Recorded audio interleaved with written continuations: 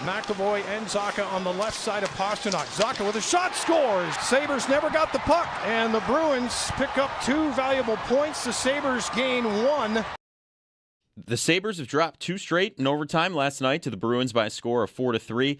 They're still on top of the division. They're tied with Carolina for first in the Eastern Conference. The homestand continues as they host the Red Wings tomorrow night. Face-off set for 7 o'clock at KeyBank Center. The Sweet 16 begins tonight in men's NCAA basketball. In the tournament, 2-seed Purdue takes on 11-seed Texas at 7:10. 9-seed Iowa takes on 4-seed Nebraska at 7:30.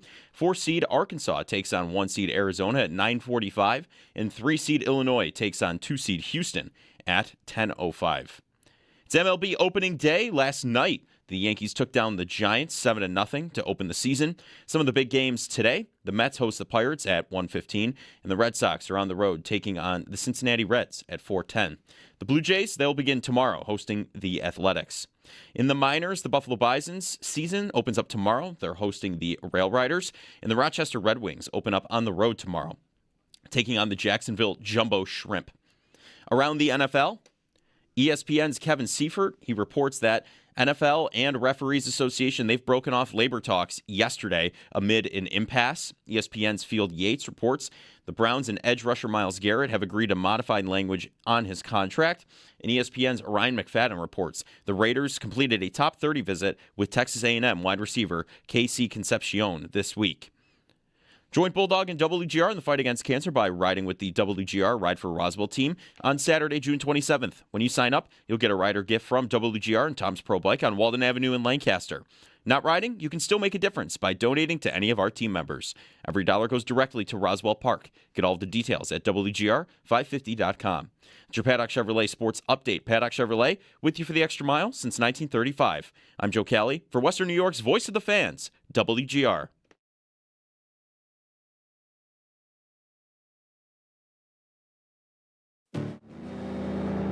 It's Jeremy White and Joe DiBiase. You know, first of all, your show has been great this morning because I listened to it and I got lots of laughs. It was this little bag of what looked like cookies, and the flavor of the cookies was milk and cookies. I thought, that sounds good. Like, yeah, why not? Let me try one of these. Let me just open it up and try one. Open it up. These weren't cookies, were they? Dip in. That doesn't taste like much. You ate a dog treat. I ate a dog treat. You ate a dog. You bought and ate dog treats. Occasionally, I accidentally eat them, and sometimes You do it on purpose. I might want to say, give this a run. And lots of enjoyment. I think I have an unusual ability to just know what north, south, east, and west are. Yeah. No matter where I am. Joe the Compass DiBiase. Do you mean you can just look in the sky? I feel like I just have a sense for it. You're listening to Jeremy and Joe on Western New York Sports Giant, WGR.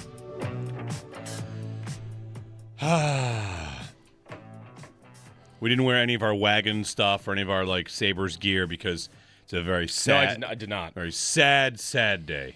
Man, we're gonna deal with another loss. A losing streak. Yeah, point streak, losing streak. Hey, everybody, Jeremy and Joe. It's 6:03, Thursday, March 26th. It's kind of nice out. It won't last. Just like the Sabres' lead last night. I don't know. Sorry, what do you want from me? Yeah, it's going to get down to in the 20s and maybe snow tonight. So, great. Cool. Maybe snow tonight. Yeah, so I hope you're enjoying your 46. It's very mild out right now. Yeah. Felt great. Yeah. But it's going to snow. Overnight. I think so. I mean, I listened on the way in, and on BEN it was that it was going to drop into the 20s. So maybe that's a little ambitious. Whatever. Yeah, tomorrow the low is 24. Enough of that. So they lost to the Bruins last night, the Sabres did. We'll talk to Paul Hamilton at 7 o'clock. We got lots of other stuff to get to, of course. But we'll start there. And you want the short version, and then we'll get to the long version? Is the short version, it's the second game in a row they needed a save that they have been getting? Yes. They've been getting those saves, and they didn't in Anaheim, and they didn't last night. Yeah, I don't really know where Luukkonen was going there. He was trying to not have the puck bounce back off of him, off the wall, I assume. There's that one. I was thinking overtime. Okay, I mean, of course. Yeah. The first one, I guess, it's Pasternak, but The first one was pretty good. The overtime would be the biggest one I would want back. The problem I have with the one that bounced off the back wall is if you look at him as he's He never picks it up, which, that's tough. Whatever. There's a screen, I guess. It happens. But as a goaltender, when you are outside of your net and you don't know where the puck is, you are trying to get back to your net. And to do that, you should probably get up with the leg that you can push on to get back to your net. And he did the opposite of that. Yeah. He got up with his inside, like his net side leg, which just took him further out of the net and just like, where are you going? Yeah. Right. That's not where the play is. Going for a skate. And so that was tough. And, those 5-hole shots can often look worse than they are. That was not one of those. Like, that was just, he got fooled. He just got beat low, and it was not great. Yeah. They didn't really have it all night for me. No, that's true. Like I said, like the short version is, yeah, right. They've been getting those. There are other points, of course. No, Lindy said yesterday that the first 2 periods were the worst 2 periods they've played in 3 months. And that is also why I'm not really taking the approach today of, well, maybe I don't want to play Boston. Yeah, right. I don't know. Lindy just said it was the worst 2 periods in 3 months, and they were down by 1. Yeah. And had the lead with a couple of minutes to go. And there were stretches I thought they were about to start rolling. Right. And you lost to them in a 3-on-3 overtime, which they can't figure out, which is not something they will play in the playoffs. Right. And, okay, they lost the season series to Boston. Like, that'll get pointed out if they play each other in a playoff series. And 2 of the games were 3-on-3 overtime goals, which won't happen in the postseason. Every time they lose in 3-on-3 overtime, I want to make some sort of snarky thing about Team Canada complaining about 3-on-3, but I can't. I can't quite put it together. And the other loss, Yuri Kulik was their number 1 center, and Mason Geertsen was in the lineup. So I don't know how much stock I really want to put into that game, which is it was the 3rd game of the year, I think. I'm no more afraid of the Bruins than I was yesterday. Am I afraid they haven't really played that sharp for a couple of games in a row now? I think it would have to might have to double the amount of time that it feels like they haven't really been at their best. Yeah. There's been a lot of sloppy play and turnovers and slow leads, right? Or slow starts? Sure, slow starts. The thing, I want to say there's almost nothing that could get me nervous about the playoffs. And the reason I would say that is that 20 years ago today, the Sabres had lost the 05-06 Sabres had lost their 5th in a row, and were about to lose their 6th in a row. Right. Only one of those in a shootout or overtime. They lost 5 straight in regulation. Was there panic during that?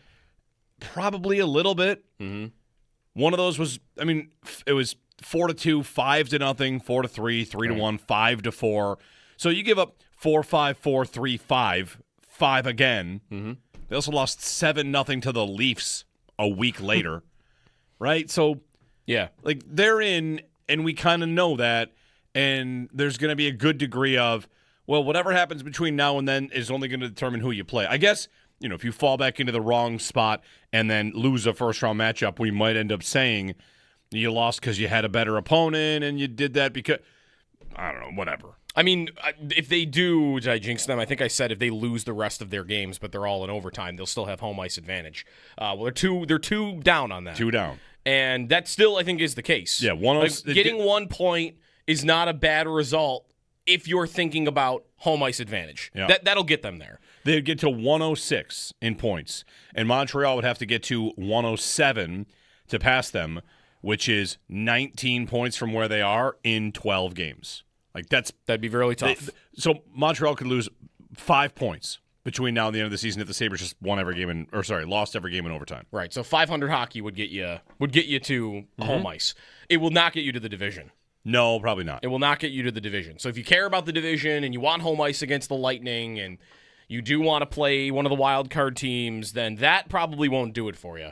But I don't know. It's more about, for me, how they are playing down the stretch here. And, little give and take on that. I've loved some of their third periods. Even when they've blown these leads, they've come out firing on all cylinders. The Benson play yesterday, just the sequence of those 2 goals in 30 seconds. Like, Building's back alive. They're winning against a team that is in a playoff spot that you could play in the first round, and you were terrible in the first 2 periods, and here they are sitting with a lead. So there's frustration behind it. But yeah, no, I'm not really that worried right now. I just would like for them to put a nice 60-minute effort together again in the next couple of games to feel better about it. They did that at the beginning of the West Coast trip, so it's not like it's that long ago. Like they did do it a week and a half ago.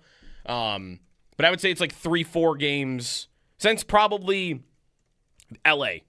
Since LA, they've not had a total 60-minute effort. And again, that's a 3-game stretch. So that's why you shouldn't really be that worried, I don't think. Gonna happen. Is it because Zach Metza wasn't in the lineup? You know? Zach Metza comes Not that Timmins was fine. No, he was fine. Timmins was fine. One thing, the fun thing about Zach Metza is anytime there's a goal scored at even strength, you can kind of snarkily quip, I bet that doesn't happen if Zach Metza's on the ice, because it actually never does happen where goals get scored. No, some godly force would come down and force the puck. The puck would have bounced differently off the wall if Zach Metza was on the ice. Yes, we know that. The boards would have said that way. Yes. Yeah, right. Or the boards would have absorbed the puck and it just would have sat there on the wall. It deflects instead. up into the mesh and the whistle blows. The other problem with that play is Luukkonen doesn't really get much of the puck with his blocker, and that kind of screwed him, right? Like if he makes the save the way he probably wants to, isn't the puck going off to the corner? Yeah, he was just a little off last night with that sort of stuff too. He was letting his rebounds out a lot. There were a couple that hit him right in the chest that spat directly back out in front of him into the slot, and that one there like glances off the blocker, and that's why he kind of loses it and it gets behind him like that. He just wasn't 100% there as he's been for most of this year last night, and we're very used to them being pretty much running on full cylinders all the time. Yeah. And that's going to happen. So you got to get used to it. But what you don't want to see is like have this trend continue of like late leads and some sloppy starts. Like this is a few games. They did this out west a few times. Like just not very good for most of the game, but they found a way to win most of the time. But like, I'd like to see them, 60 minutes, like you said. That Joe. is where, like, last night is, I'm not that worried because they weren't that great all night, and they went to overtime with that team because they're more talented than that team. Is this where the Bills beat the Dolphins 19-17 and sleepwalk the first half, and we're like, whatever, who cares? Right. Like, they're totally fine. Yep. Or they lose to the Dolphins, rather, with 7 turnovers, and they lose by 2. You say, like, I'm not going to get too worried about it. Like, I kind of feel like they didn't have their goalie, so that's a little different. But I kind of feel like you took the Bruins' best shot last night, and you saw how limited they are. You didn't give them your best shot, No, that's and you right. were tied at the end of regulation. Would it be absurd, and this is one of those, like, wait a minute, have I been abducted by aliens? Should they have been more truculent? Zadorov did whatever he wanted. Yeah. Dahlin opened with that dumb cross-check, and then that kind of disappeared. Yeah. Zadorov multiple times did what he wanted, and I'm waiting for anybody to go and just like say, well, that's not going to happen anymore, and it did not happen. Right. McLeod, he got McLeod. That's the problem. The couple he got Doan up high, Yep. and that was nasty. That one. I tweeted last night during the game. Someone should attempt to wreck Zadorov. I know it's not easy to do. Right. Yeah, wreck in what way? Like you want like drop a hit? You want Stanley to go find him? 2 nights ago, he was in the box for 10 minutes for what? For fighting and like five for boarding on Tavares, and then he fought after. Okay, that. fight him. Get him off the ice for 5 minutes. Fight him twice. Yeah. Well, I don't know if I want him off the ice because the one shift where he did wreck 2 guys, he wrecked Tuck and he wrecked McLeod. Yeah. He also turned the puck over 2 times, and the true. Sabres had the puck in their zone for 3 minutes. I said to Paul when that was happening, like, he's just looking to do stupid stuff. Right. Out here. So this is not. That's the thing. That's why I'm thinking I want him off the ice. I know that, the Sabres have shown responses in a lot of things. This would be almost more of like deciding I want to instigate and see if I can get under his skin even more than you already probably were because he just tries to do stupid stuff. Like he took a run at McLeod at the end of a period. Yeah. I think there were twice where I thought, all right, this is the time to get into something with him, and Ryan McLeod is the guy standing there. Right. Right. That's like, it's not the combatant. I got to engineer that then. If he's going to do some stupid stuff, well, it's time to go out and do something stupid. Stanley never was really on the. I was ready for the Stanley Zadorov action. Where and is that? Never really came. That's what I was promised with Stanley, among other things. But like I said, it's a nitpicky thing probably. But I felt like someone do something to that guy. I mean, if they get in a playoff series with them, that's going to be a thing. Yeah. Him taking runs at your guys every night. He does it to everybody. Every shift. Almost. Every shift. Well, that's where there's a recklessness to it. That's where that plays a real advantage when you're playing a guy 7 times in a row, and you know by the third night you're like, gosh, he's coming again. Like that's where you really need somebody to step up and say, like, all right, enough. We're going to put a stop to this because Metza's back there getting blown up or whatever. Quinn's getting hammered. Like let's Benson. Benson. Yeah. Benson could take some hits, but I don't need to see him getting run by Zadorov. Right. I don't need 4 games of Zadorov trying to take his head off. Like that's a dangerous game you're playing. So you got to, it might have been a good time to send that message preemptively, but they'll if they meet again, they'll have that chance. 803-0550 if you want to join us. Malenstein could probably bowl him over. Get ahead of Steam. Ahead of Steam, that'll work. That would have been nice. Yep. I don't know how often they got matched up last night. You get last change. I think you want your best players out there against him. Because for as tough and physical and scary as Zadorov is, he is a train wreck in his own end. Like, I want my best players out there against him because they're going to score goals. The risk is he might take their head off, but, like, the shift that we're mentioning where he smoked Tuck on the wall and he hit another guy really hard, but he turned it over twice, and the Sabres were buzzing around. Like, that was Doan, Tuck, and Norris. And they had like 7 scoring chances on that shift because Zadorov is not that good. So it's there's give and take. Do you want your guys out there against him? Because he might punish them physically. At the same time, he's probably going to get scored on a lot if you play a series and you just say, I want my best players out them against him every time. Yeah. Tuck a couple times didn't look great out there, right? Like I saw a lot of reaction to some the overtime goal was bad. Casual efforts. There's the casual effort there. Which goal? It's just a wrong read. I mean, Dahlin's got Pasternak. McLeod's overextended. It's a 2-on-2 now. Right. You got to cover the guy on the side. There's no reason for you to help Dahlin in the middle like that. Dahlin's got him. That was a mistake. There was a turnover earlier. Right? The second goal, Lukin and I thought made a great read with a poke, and because nobody came back hard, like the second goal goes in there. Yep, it is what it is. I guess it happens. I was driving early in the game, but you guys were not there. No, none of us were there, right? No one was there. Nope. You were there. Oh, right. Atmosphere. Owen, my wife was at the game. Yeah. I was driving in the first period to get to somewhere to watch, and on the radio, it sounded like a playoff game. It was loud. Like it sounded like I'm hearing "Let's Go Buffalo" chants in the first minute. Yeah. And it sounded like the place was ready to pop, and maybe the Bruins did a good job of playing a really good road game. Yeah. Because it maybe never did. It was sleepy. Like the Sabres were sloppy and like just didn't really have it, and the crowd you could feel was like wanting to do it, wanting to go. And when they scored those 2 quick in 33 seconds, like that was it got hot in there real fast, and everybody was pretty hyped up, and it was a pretty quick response from Boston, and they just sort of it was just not the kind of game that the crowd was able to carry momentum because there wasn't that much action from the Sabres that was what we've come to expect from them. Yeah, I think so. It was a great atmosphere. I mean, it is wild in there every night now, no matter what. Almost like it's awesome.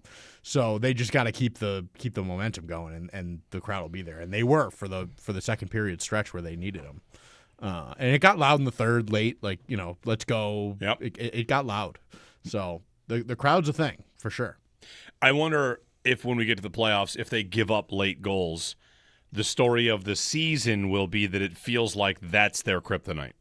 Even games they win when they're up 3-0, like Vegas, right? 3-0 to 3-2, whether it's they're too conservative or they squeeze the sticks too tight. Like you can kind of create whatever narrative you have. I'm not even sure that the numbers bear it out that they're any more problematic in this department than any other team. But I feel like a good conversation that, I don't know, fans might be having is like, it seems like we always give up goals late. Like teams aren't – I know that their record when they have the lead is incredible, right? Mm-hmm. They get the lead, they win all the time. And last night's game is a game that extends the streak of consecutive games with the lead. Just happens to be the second consecutive game with the lead that they lose. So, I don't know. I mean, they give up, just looking very quickly, they give up more – they have the highest rate of expected goals against when leading this season in the NHL. They have not led the most. I mean, they are near the top. If you did it by, like, how often they are leading in a game and what they are giving up in terms of chances and like what's their shots. What's their goal differential?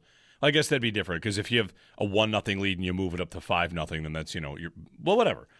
Yeah, they're sitting there with Montreal with they give up a lot when they're leading. Yeah. Part of that is they build such big leads. That's been, I think, the thing all the year with them. And it's been too big of a lead, really, to totally give up. It's a 3-goal lead that becomes a 1-goal lead with a minute to go. There are a lot of those. Now you're recently getting a couple where it's actually costing you. It's costing you points because it was only by 1. So I don't know. I don't know if that is because I think their reputation all year has been they have solved that, or that they've gotten better at it at least. That they're more mature, they're better defensively, that they can lock it down in the third period when they need to. And I guess I'm in the middle on that. I don't know how good they actually are at closing out games. They've been really poor at that in past seasons. Like really poor. Last year especially. I don't think they are near as bad as they would have been then. But I don't know that I want to call it like a power of theirs. Yeah. At the same time. They're 3-8. Is it 3-8 now in overtime? 3-8. They're 4-0 in shootouts. But they're 4-0 in shootouts. But in regular overtime, they're 3-8. 3-8. They have 3 overtime wins and 8 overtime losses. It's fine. You're not gonna play overtime in the playoffs. That's true. Not this overtime. That's true. It will affect whether or not you win the division, maybe. But should they be playing for the shootout?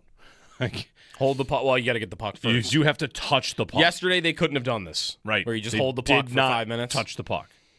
No, they didn't. They're not very good in overtime. They weren't very good in overtime. Whatever. Why aren't they very good in overtime? Do we have a theory on that? Is it because it's a coin flip?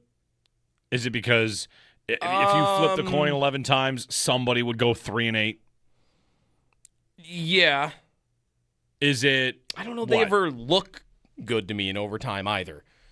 I don't know. I don't know what it is. Like when you take your chances, it's when you. I don't know. There's communication stuff in 3-on-3. I don't know what the reason is. Maybe it is randomness. Is it because they can't high cycle in overtime? That could be it. Right. Is it because it feels like a power play? They had that working a couple times yesterday. Yeah, they did. For minutes at a time. Yep. So it's frustrating. I mean, I'm sure people there wanted to really pop off about another win, and the Bruins. That's a big, huge win for the Bruins. I mean, the Bruins pull into a tie with Montreal and could get into that 2-3 matchup still. Yep. So, it could be Sabres-Bruins in the first round because of a wild card in division, or it could be Sabres-Bruins first round is the 2-3. Yeah. That's possible, too. We're also back to, things that happen when the Sabres are good. There's the sound on at bars. I was out at a place yesterday. The sound is on. You're hugging strangers at the game when they score. The other thing is constant complaining about national broadcasts. That's back. From the broadcast during the game to I saw a lot about the intermission and post-game stuff from those guys, especially when they put up who their Coach of the Year votes were for. And Lindy's not in the top 4 of any of the 3. I don't understand it. And they all voted for John Cooper number 1. I listened. I had to, I got to go back and listen to what they said about why Cooper is number 1. And every single guy, Darren Pang, Paul Bissonnette, and Anson Carter, all said the same thing, is that it's crazy that he hasn't won one yet. That's their reasoning. Yeah. What does that have to do with this season? Because he didn't win one 3 years ago, he's got to win it this year? They mentioned man games lost. I don't know. The Cooper thing's going to drive me nuts for the next month, I think. He's got the MVP of the league and the best goalie in the world. Tell me again how it's so hard for him to finish second in the division, which is where they're at right now. Who's the best NFL coach to never win Coach of the Year? Belichick won it, right? Belichick won it twice. Did Andy Reid win it? Andy Reid, I think, might have won it, yes, in Philadelphia. But since going to the Chiefs, he's never won it. Sean McDermott never won it. He did not ever win it. Nick Sirianni has never won it. Does that matter? I wouldn't give it to him. I'm looking for guys that have won Super Bowls. Kyle Shanahan? How about that? There's your Cooper. Kyle Shanahan's never won it. Mm-hmm. I don't think Sean McVay did win it in his first season. That's the thing. It's the opposite in the NHL. In football, you can win it when we think you're not that good. Then you get good enough to not ever be able to win that award. Like McVay is the best coach in football, arguably. And he won it in 2017 and never since because his teams are expected to do too well because he's too good. Right. And that was a point. I think Anson Carter made that point last night. You should be able to give it to the top-level coach that's been there for a long time. Like there is a skill in not letting your message get stale when you've been in a place for that long. Like, okay, sure. Why are we just deciding this year randomly to do that? Right. It's not like the Lightning have been so much better. Like they've had a season where they had like 130 points. Why wasn't that year the year to do that? That wasn't his first 2-3 years as the Lightning head coach. I don't know. It's very weird to me. This is the year Cooper's getting all this love when I don't even think the man games lost thing holds up to a large extent. He missed point for like a week and a half. He's about to miss Hedman. And he's missed Hedman. Hedman like the one guy he's missed. So he's going to win Coach of the Year just because you haven't had Victor Hedman all year? One guy? Yeah, it'd be wild. That's it? It's not like the whole team's been hurt. Kucherov's got 100 points in his last 50 games. I don't know. 803-0550 is our phone number, and 1-888-552-550. We'll get to a lot today. We'll get to Paul Hamilton at 7 o'clock, get his thoughts on last night's loss to the Bruins, some football chatter as well, draft stuff. We've got the Bills at Ohio State's Pro Day. There was also a workout. I saw a private workout for one receiver that's way down the board that worked out for the Bills and the Chiefs, among maybe others. That one came from Field Yates. So plenty to get to today. Paul Hamilton, your phone calls along the way. I want to spend some time on the Dan Orlovsky fallout, if that's what it could be called. He apparently said the worst thing you can say on television, which is that I think the other quarterback is better. Like, wild stuff going on in ESPN, and we'll have some fun with it. 803-0550, 1-888-552-550. Jeremy and Joe, happy Thursday here on WGR.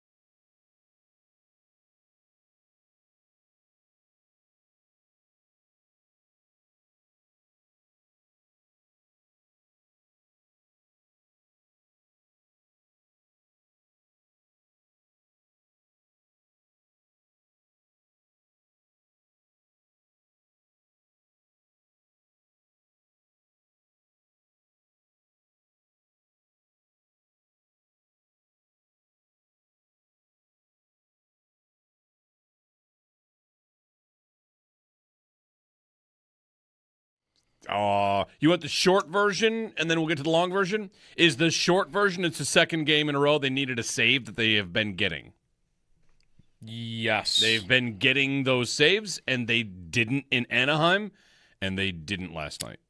Yeah, I don't really know where Luukkonen was going there. He was trying to not have the puck bounce back off of him, off the wall, I assume. There's that one. I was thinking overtime. Okay, of course. There's, the first one, I guess, it's Pasternak, but The first one was pretty good. Yeah. Overtime would be the biggest one I would want back. The problem I have with the one that bounced off the back wall is if you look at him as he never picks it up, which, that's tough. Whatever. There's a screen, I guess. It happens.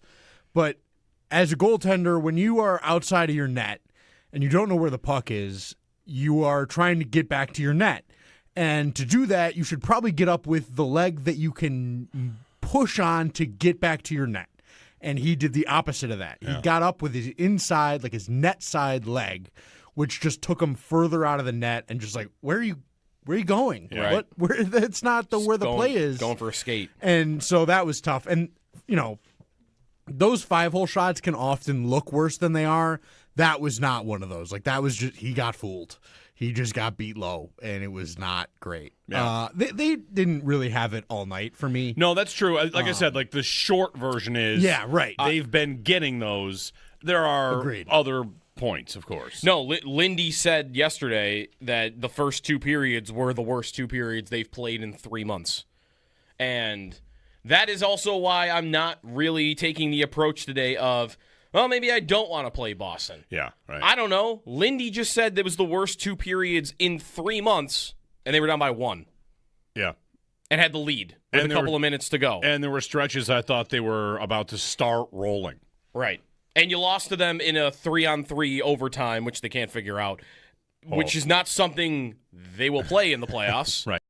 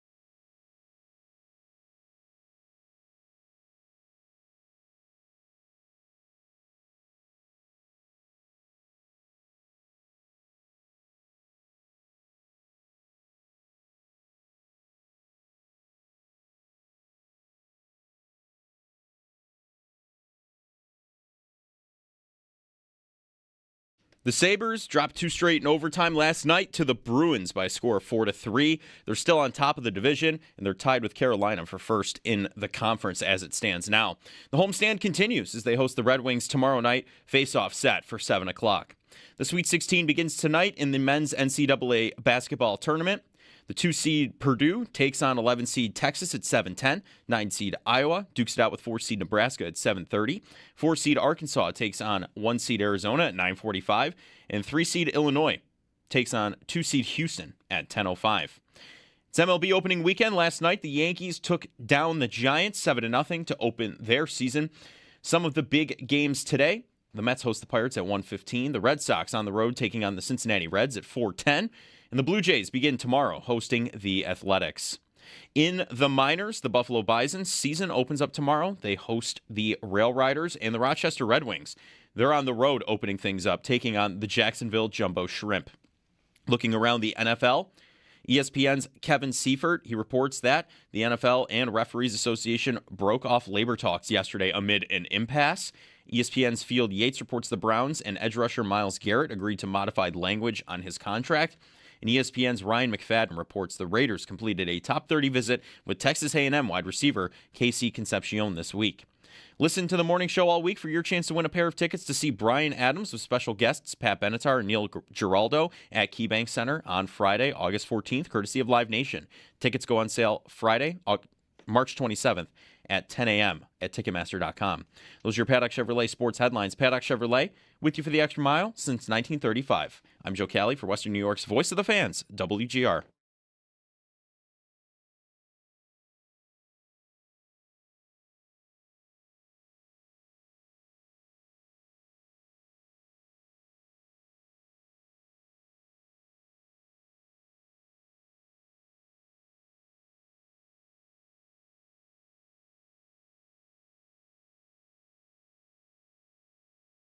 Boston stripped by Thompson. Here's Tage. Centers in front. Scores! Jason Zucker goes to the net after Tage Thompson with the feed, and Buffalo with the power play goal. Go back to back to take the lead over the Bruins. It's 3-2. One of the Firth moments of the game, brought to you by Firth Jewelers. For the moments in your life, go forth to Firth. Lucky bounce, take it. Jason Zucker, he scored 2 last night, and the Sabres get to overtime but lose. Casey Middlestat revenge game. He scores the equalizer late, and then Boston wins it in overtime. Zucker's their ultimate vibes guy now. Yeah, I like that. He's like wrestling with George Babcock before the game. He's doing the muscle flex on Benson's goal. He almost stomped Josh Doan the other night with celebrating on the bench. Yeah, I like it. Sabres will next play Detroit and Seattle and the Islanders on this homestand, which I'm going to predict they get at least – they'll win the next 2. They'll beat Detroit tomorrow night. It's also the first game back from a road trip, which is always supposed to be a game where you're flat. You're always flat. You always want to convince yourself you won't be or your team won't be, and they're always flat first game back from a road trip. And what were they? For 40 minutes. Flat. Mm-hmm. Nice moment in the arena as they announced and shown the Jumbotron Rasmus Dahlin's fiance back and at the game. That was a super cool moment. Really appreciated the Sabres did that, and they showed it on TNT. Yep. So very cool, very cool. 803-0550, our phone number. We'll get back to the Sabres at 7 o'clock to chat about it with Paul Hamilton. Meanwhile, during the break, Joe's going through some stuff like there's Myles Garrett news that might be news or setup news because they did some stuff with this contract. Yeah, they made a very, as all the cap guys were describing it, a strange modification to Myles Garrett's deal. Garrett and the Browns agreed to it. So I don't think this was not a restructure. This was a modified contract. So both parties were in agreement here. Because a restructure, you don't actually have to ask the player. Like, you just do it. That's not what happened here. All they did, I guess, was take money that you would get paid out to you in March, which is typical in the league. Like when roster bonuses options hit, usually all that hits like in the new league year. The Browns and Garrett agreed to push that off until September in the fall, which, like, Jason from Over the Cap is going, like, the only reason the Browns would do that, because they don't save any cap on that. Like, if he's on the team, there's no difference to them cap-wise. And for Garrett, there's no difference other than when you get your money if you're on the Browns. You get it in March or you get it in the fall. Why wouldn't you just want it in March? The only thing that it serves to do and change is if he's traded because of the amount of money that you're on the hook for that you've already paid versus I don't have to pay this. I've traded him. That option's not till September. The new team is going to have to pay that now. So basically the only thing it changes is cap hits and makes it more favorable and flexible for Cleveland to move him, to trade him. So that is got me thinking, like, why would the only reason you would do it is to trade him? We already thought that the contract he signed was tradable when he did it last year. And by the way, the Browns are the team that suggested or are proposing that you are allowed to trade 5 years of draft picks at the league owner meetings. Wonder why they might want to do that. They're probably wanting a lot for this guy, and maybe they think, we want 3 first-round picks. No one's going to trade us 3 first-round picks in a row. We'll ask for your first 2 and then give us another one 5 years down the road. Whatever, like, you just might be able to get more creative with it. Or every other year. That makes sense. Or every other year. Like, I don't know. I think there could be something here. Yeah. Now, the cap charge, I got to maybe ask Mike Giannitti this, because reading it, the new team's on the hook for a $31 million salary hit this year. That doesn't say cap hit. His cap hit with Cleveland is $24 million. I don't know that it would be higher. It doesn't make sense to me that it would be higher on a new team. So that I don't know, like what his exact cap hit would be on a new team. But all I know is the Browns made him more tradable yesterday for no discernible reason. Yeah. For them. More tradable for them. More tradable for them, yes. I guess the question I would have to ask about Garrett is, like, his cap hit this year is 24. Right. And I don't know what that number is for a new team that would be getting him. Yeah. Well, isn't it almost always that your base salary is the thing that has to be traded Well, that's what when he first signed that deal, everyone noted, look how low the salaries are. It's still like that. So if instead of the roster, you're right. We should text Mike Giannini about this to find out. But anyway, I guess what I'd be asking is, does that mean that it makes it more appealing for everybody to trade for him because he won't be paid that bonus until the fall? So I can trade for him because the cap hit will be not that dead for the Browns. It doesn't trade how tradable it was for me before. Right. And if I'm a team, I acquire him, and then I just restructure a brand new deal because I'm not going to worry about it the same way that I don't need to make it tradable like the Browns do. Right. Well, because the Browns really, I don't think they could have traded him before, given that they have the Watson contract on their books, and they have so much money tied up in that. I don't know that they would have had the ability to take on what would have been a $70 million dead cap hit if they had traded him without doing this. But they did do it. So I think they're telling everybody by doing this, we're making it possible. Before, because of where we were at and the Watson contract being what it was, like, we really don't call us. We can't do anything about it. Now, I think it's... all right, now we can do something about this. They had $20 million in cap space before they did. Well, actually, it doesn't change by doing this. You can't take a $70 million cap hit. You can't create $50 million to do this. But now I think you can find a way to, okay, yeah, if you want to be traded and we can get a price that we think is crazy high, that is worth trading the defensive player of the year who just set the sack record, we now can do it. We now can do it. That's, I think, what happened yesterday. And they are the team that wants this draft pick rule. I think that can't be a coincidence. Because why would Cleveland want that rule otherwise?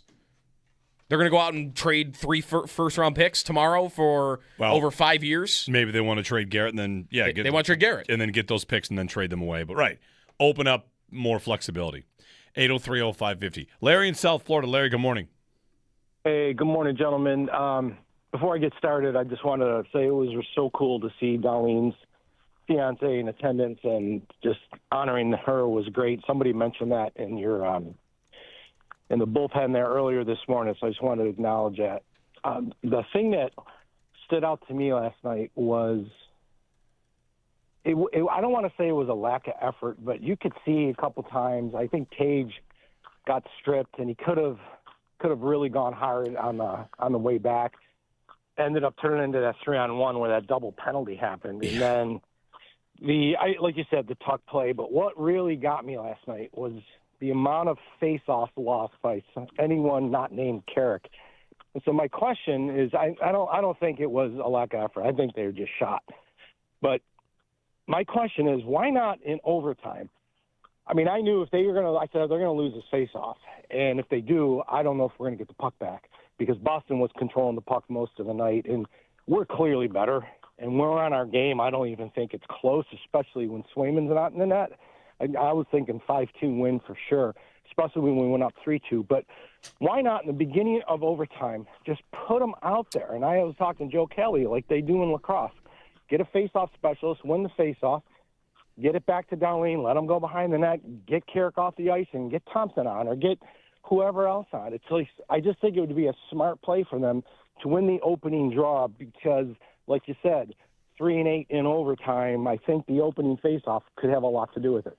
Thanks, Larry. Carrick was one of the few guys who lost on the night. He was 6-8 on faceoffs, and only Thompson was also a loser on the faceoffs. Everyone else went 50-50. Krebs, McLeod, Norris, all 50-50 on faceoff numbers. So what Larry just described, they do once in a while. They will do that. They did it last night. Did you see what they did off the opening overtime faceoff? They did put out a guy for just the faceoff, but it was Krebs. And then Krebs, after they didn't get the puck, ran to the bench and switched with McLeod. So Lindy did it. He just didn't do it with Sam Carrick, which I would even tell you is a bit questionable. Well, why is Krebs your specialist in that spot? Maybe you saw something during the night? On the night, whatever. It doesn't have to be science, but on the night, Krebs was better in the circle than Carrick. Mm-hmm. So that's it. I guess it's just who's better that night is the guy you're putting out there. He mentioned Thompson, though. I'll say this: I saw in postgame, was it Lindy said maybe they're going to try and move Tage around on the power play to maybe be a little less predictable? Like they want to. There was at least one play where maybe it was Doan. They forced the puck to Thompson so much. It almost looks like sometimes they really defer to him, and they just want to give the puck to Tage. Give the puck to Tage. And he got hemmed up along the wall once, and they battled for it for like 10 seconds. Maybe it was the 3-on-1 going the other way. Maybe it was another time. But there were multiple times I thought, like, you don't have to give that to Tage right now. Like, hang on for 2 seconds. Yeah, that's been a big problem with that power play all year, is that it's sort of deferral to Tage, and that can be frustrating. And I thought that was a little bit of last night. But they put him down in that, like, his USA spot on the bumper. Yeah. They were starting him on the opposite side on the face-off and shooting him down there. And the face-off point, Krebs is a lefty, Carrick's a righty, so they probably wanted the matchup. Right. That makes sense. So. Yeah, and that would go for McLeod, too, because McLeod actually was also better on the night than Carrick. Krebs was 7 for 7, and McLeod was Krebs was 4 for 4, McLeod was 7 for 7. I also wonder if, like, when Lindy goes back and, if they how much they look at last night's game, like, what was so disappointing? How many times did they settle for shots from far outside? I mean, I know it's Korpisalo. Maybe everybody thought they could beat him from the top of the circle, but I thought they shot from distance a little too liberally. Anyway, 803-0550. Thanks, Larry. 1-888-550-2550. I did think of the story where Coco Gauff, the tennis star, said that someone tweeted at her, go to the net, and then she started to go to the net and won her next match and said it was the person on Twitter. I did think about that last night during the game when I was thinking of tweeting at the Sabres, take the puck to the net. But I didn't tweet it, and I feel like they wouldn't have seen it in time. I had the answer, Joe. 803-0550 and 1-888-550-2550.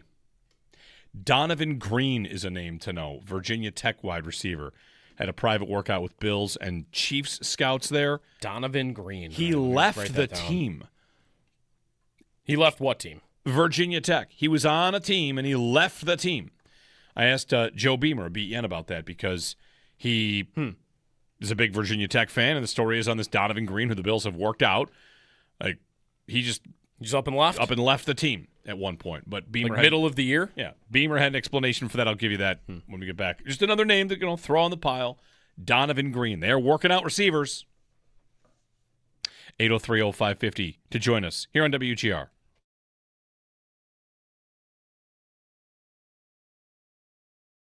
I wonder if when we get to the playoffs, if they give up late goals, the story of the season will be that it feels like that's their kryptonite. Even games they win when they're up 3-0, like Vegas, right? 3-0 to 3-2, whether it's they're too conservative or they squeeze the sticks too tight, like you can kind of create whatever narrative you have. I'm not even sure that the numbers bear it out that they're any more problematic in this department than any other team. But I feel like a good conversation that, I don't know, fans might be having is like, it seems like we always give up goals late. Like teams aren't – I know that their record when they have the lead is incredible, right? Mm-hmm. They get the lead, they win all the time. And last night's game is a game that extends the streak of consecutive games with the lead. Just happens to be the second consecutive game with the lead that they lose. So, I don't know. I mean, they give up, just looking very quickly, they give up more – they have the highest rate of expected goals against when leading this season in the NHL. They have not led the most. I mean, they are near the top. If you did it by like how often they are leading in a game and what they are giving up in terms of chances and like what's their goal differential? I guess that'd be different because if you have a 1-0 lead and you move it up to 5-0, then that's whatever. Yeah, they're sitting there with Montreal with like they give up a lot when they're leading. Yeah. Part of that is they build such big leads. That's been, I think, the thing all the year with them. And it's been too big of a lead, really, to totally give up. You know, it's a 3-goal lead that becomes a 1-goal lead with a minute to go. There are a lot of those. Now you're recently getting a couple where it's actually costing you. It's costing you points because it was only by 1.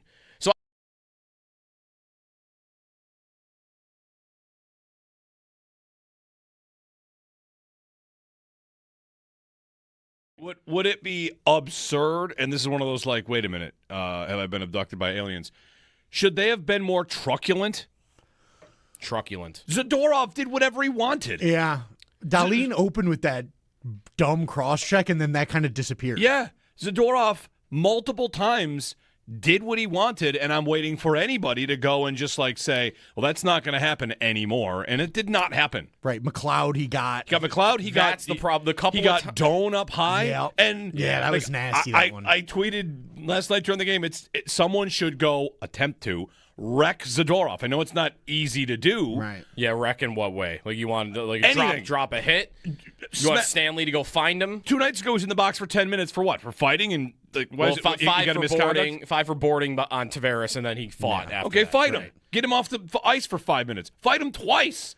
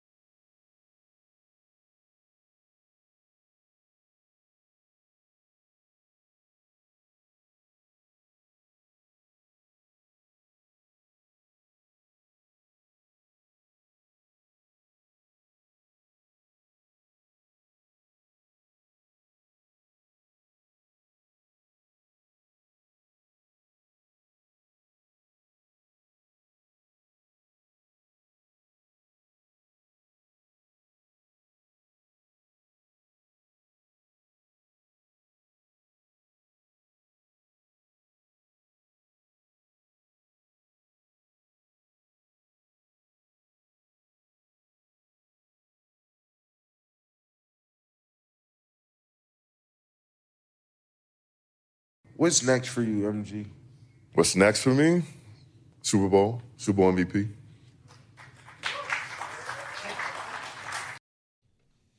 Oh, with which team? Was that the Browns media Yeah, clapping? that's Myles Garrett. Which team? It's not going to be Cleveland. No. So I mentioned, I want to get you a quick story on Donovan Green, who the Bills, the story was yesterday that they held a meeting or a private workout with him. Field Yates, former Wake Forest and Virginia Tech wide receiver Donovan Green held a private workout for scouts with scouts from the Bills and Chiefs in attendance. He averaged 18 yards per catch in college. He had the best vertical jump, what would have been the best vertical jump among all receivers at the Combine, a very big broad jump as well. So anyway, saw that. I just looked into him. Donovan Green, what's the story on him?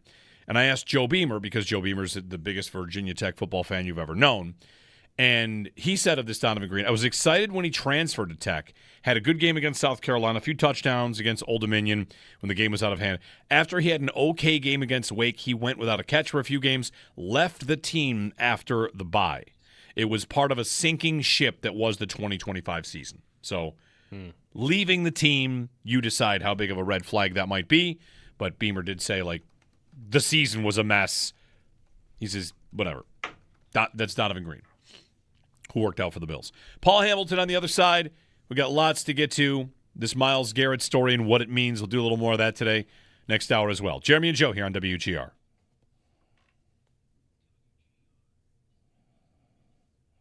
Meanwhile, during the break, Joe was going through some stuff like there's Myles Garrett news. Yeah. That might be news or setup news because they did some stuff with his contract. Yeah, they made a very, as all the cap guys were describing it, a strange modification to Myles Garrett's deal. Garrett and the Browns agreed to it. So I don't think this was not a restructure. This was a modified contract. So both parties were in agreement here. Because a restructure, you don't actually have to ask the player. Like, you just do it. That's not what happened here. All they did, I guess, was take money that you would get paid out to you in March, which is typical in the league. Like when roster bonuses options hit, usually all that hits like in the new league year. The Browns and Garrett agreed to push that off until September in the fall, which, like, Jason from Over the Cap is going, like, the only reason the Browns would do that, because they don't save any cap on that. Like, if he's on the team, there's no difference to them, cap-wise. And for Garrett, there's no difference other than when you get your money if you're on the Browns. You get it in March or you get it in the fall. Why wouldn't you just want it in March? The only thing that it serves to do and change is if he's traded, because of the amount of money that you're on the hook for that you've already paid versus I don't have to pay this. I've traded him. That option's not till September. The new team is going to have to pay that now. So basically the only thing it changes is cap hits and makes it more favorable and flexible for Cleveland to move him, to trade him. So that is got me thinking, like, why would the only reason you would do it is to trade him? We already thought that the contract he signed was tradable when he did it last year. And by the way, the Browns are the team that suggested or are proposing that you are allowed to trade 5 years of draft picks at the league owner meetings. Wonder why they might want to do that.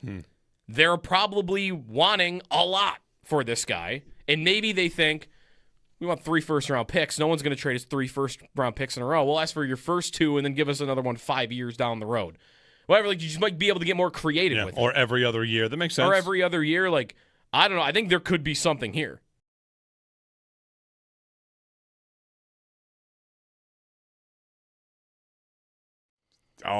You want the short version, and then we'll get to the long version? Is the short version, it's the second game in a row they needed a save that they have been getting. Yes. They've been getting those saves, and they didn't in Anaheim, and they didn't last night. Yeah, I don't really know where Luukkonen was going there. He was trying to not have the puck bounce back off of him, off the wall, I assume. There's that one. I was thinking overtime. Okay, I mean, of course. The first one, I guess, it's Pasternak, but the first one was pretty good. The overtime would be the biggest one I would want back. The problem I have with the one that bounced off the back wall is if you look at him as he never picks it up, which, that's tough. Whatever. There's a screen, I guess. It happens. But as a goaltender, when you are outside of your net and you don't know where the puck is, you are trying to get back to your net. And to do that, you should probably get up with the leg that you can push on to get back to your net. And he did the opposite of that. Yeah. He got up with his inside, like his net side leg, which just took him further out of the net and just like, where are you going? Yeah. What? It's not where the play is. Going for a skate. And so that was tough. And, those 5-hole shots can often look worse than they are. That was not one of those. Like, that was just, he got fooled.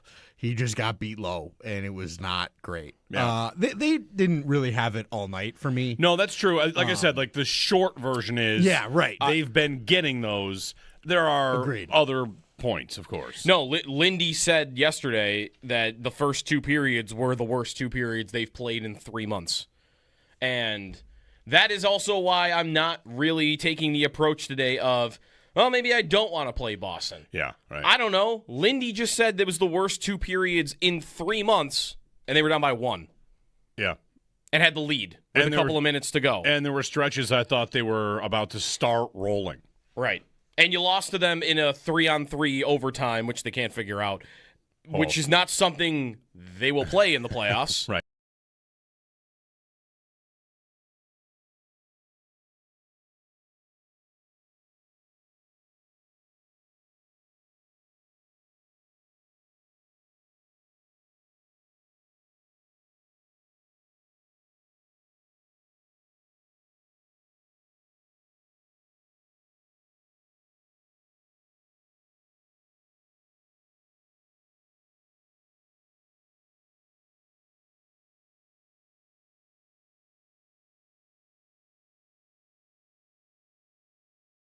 McAvoy and Zacha on the left side of Pasternak. Zacha with a shot, scores. Sabres never got the puck, and the Bruins pick up 2 valuable points. The Sabres gain 1.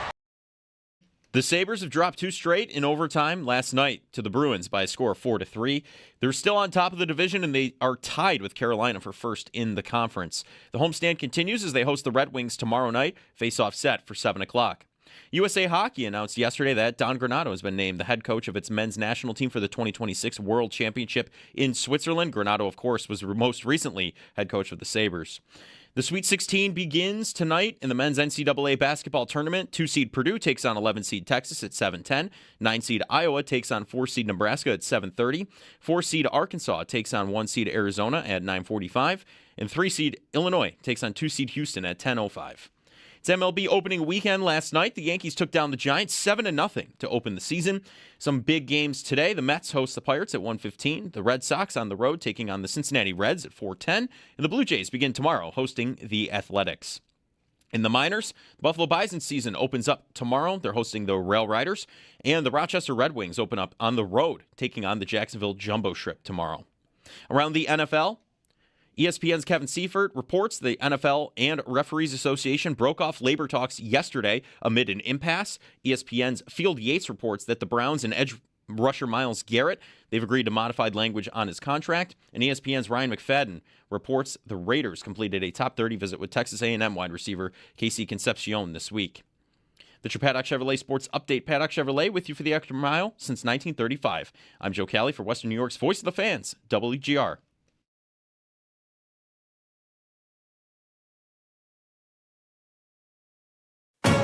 It's Paul Hamilton. Guys, how are you? He keeps the people coming back for more. My Uber dropped me at the wrong terminal, so I had to wait for a bus. On WGR. Mr. Paul Hamilton, our Sabres beat reporter. His appearance brought to you by Relax Honda. Relax, we got this. Jeremy and Joe on a Tuesday morning following a Sabres overtime loss to the Boston Bruins. Good morning, everyone out there. Thanks for joining us. Paul, good morning. How are you? We're all right. You know, we licked our wounds in the opening hour. Just, Sabres lost the game at home. Mm-hmm. It's fine. It happens. They got a point. Their point streak continues. A losing streak, Paul. Losing streak. A point streak and a losing streak. There's plenty to get to, Paul. There's the big picture, small picture, what happened. I feel like I heard your voice, and I got to do it every time. When you come back from a Western Conference road trip, you're going to be bad. That's how it always happens. And every time I talk myself into, maybe not this time.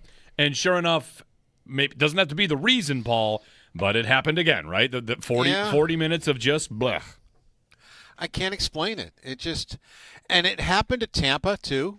But Tampa they snapped out of it after 2 periods, and Lindy Ruff liked their third period better than I did. I mean, the Sabres did have that little stretch where they came back. I mean, the fans went nuts.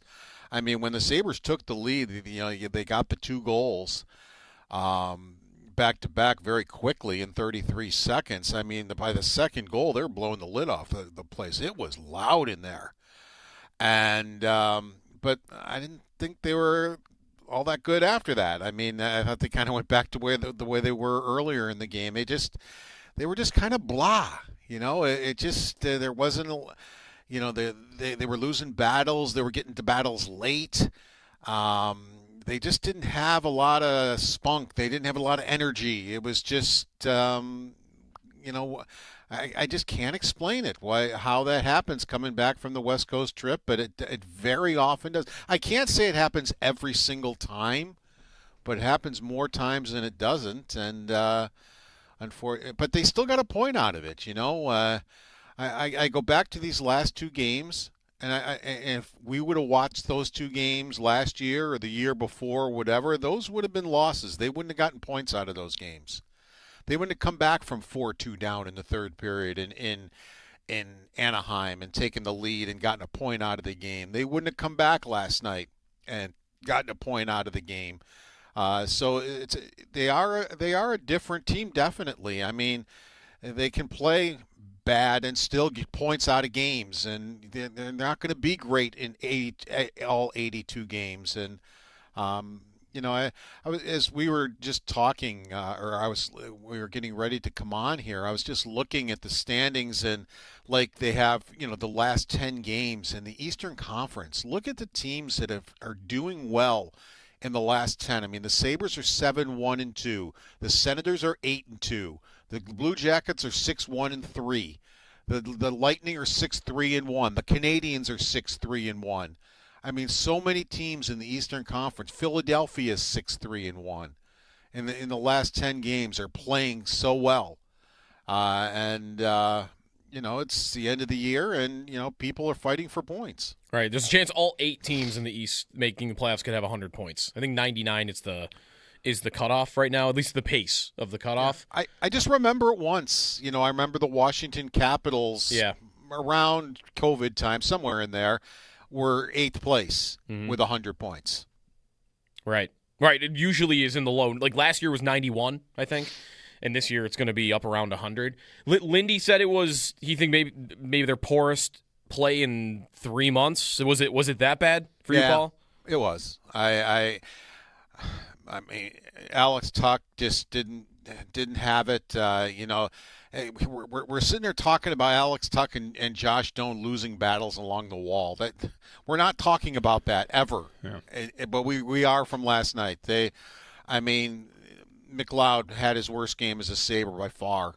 I mean, he was on the ice for 3 goals against and responsible for 2 of them. That overtime goal, he just waved his stick at Pasternak on the way by and turned away from him.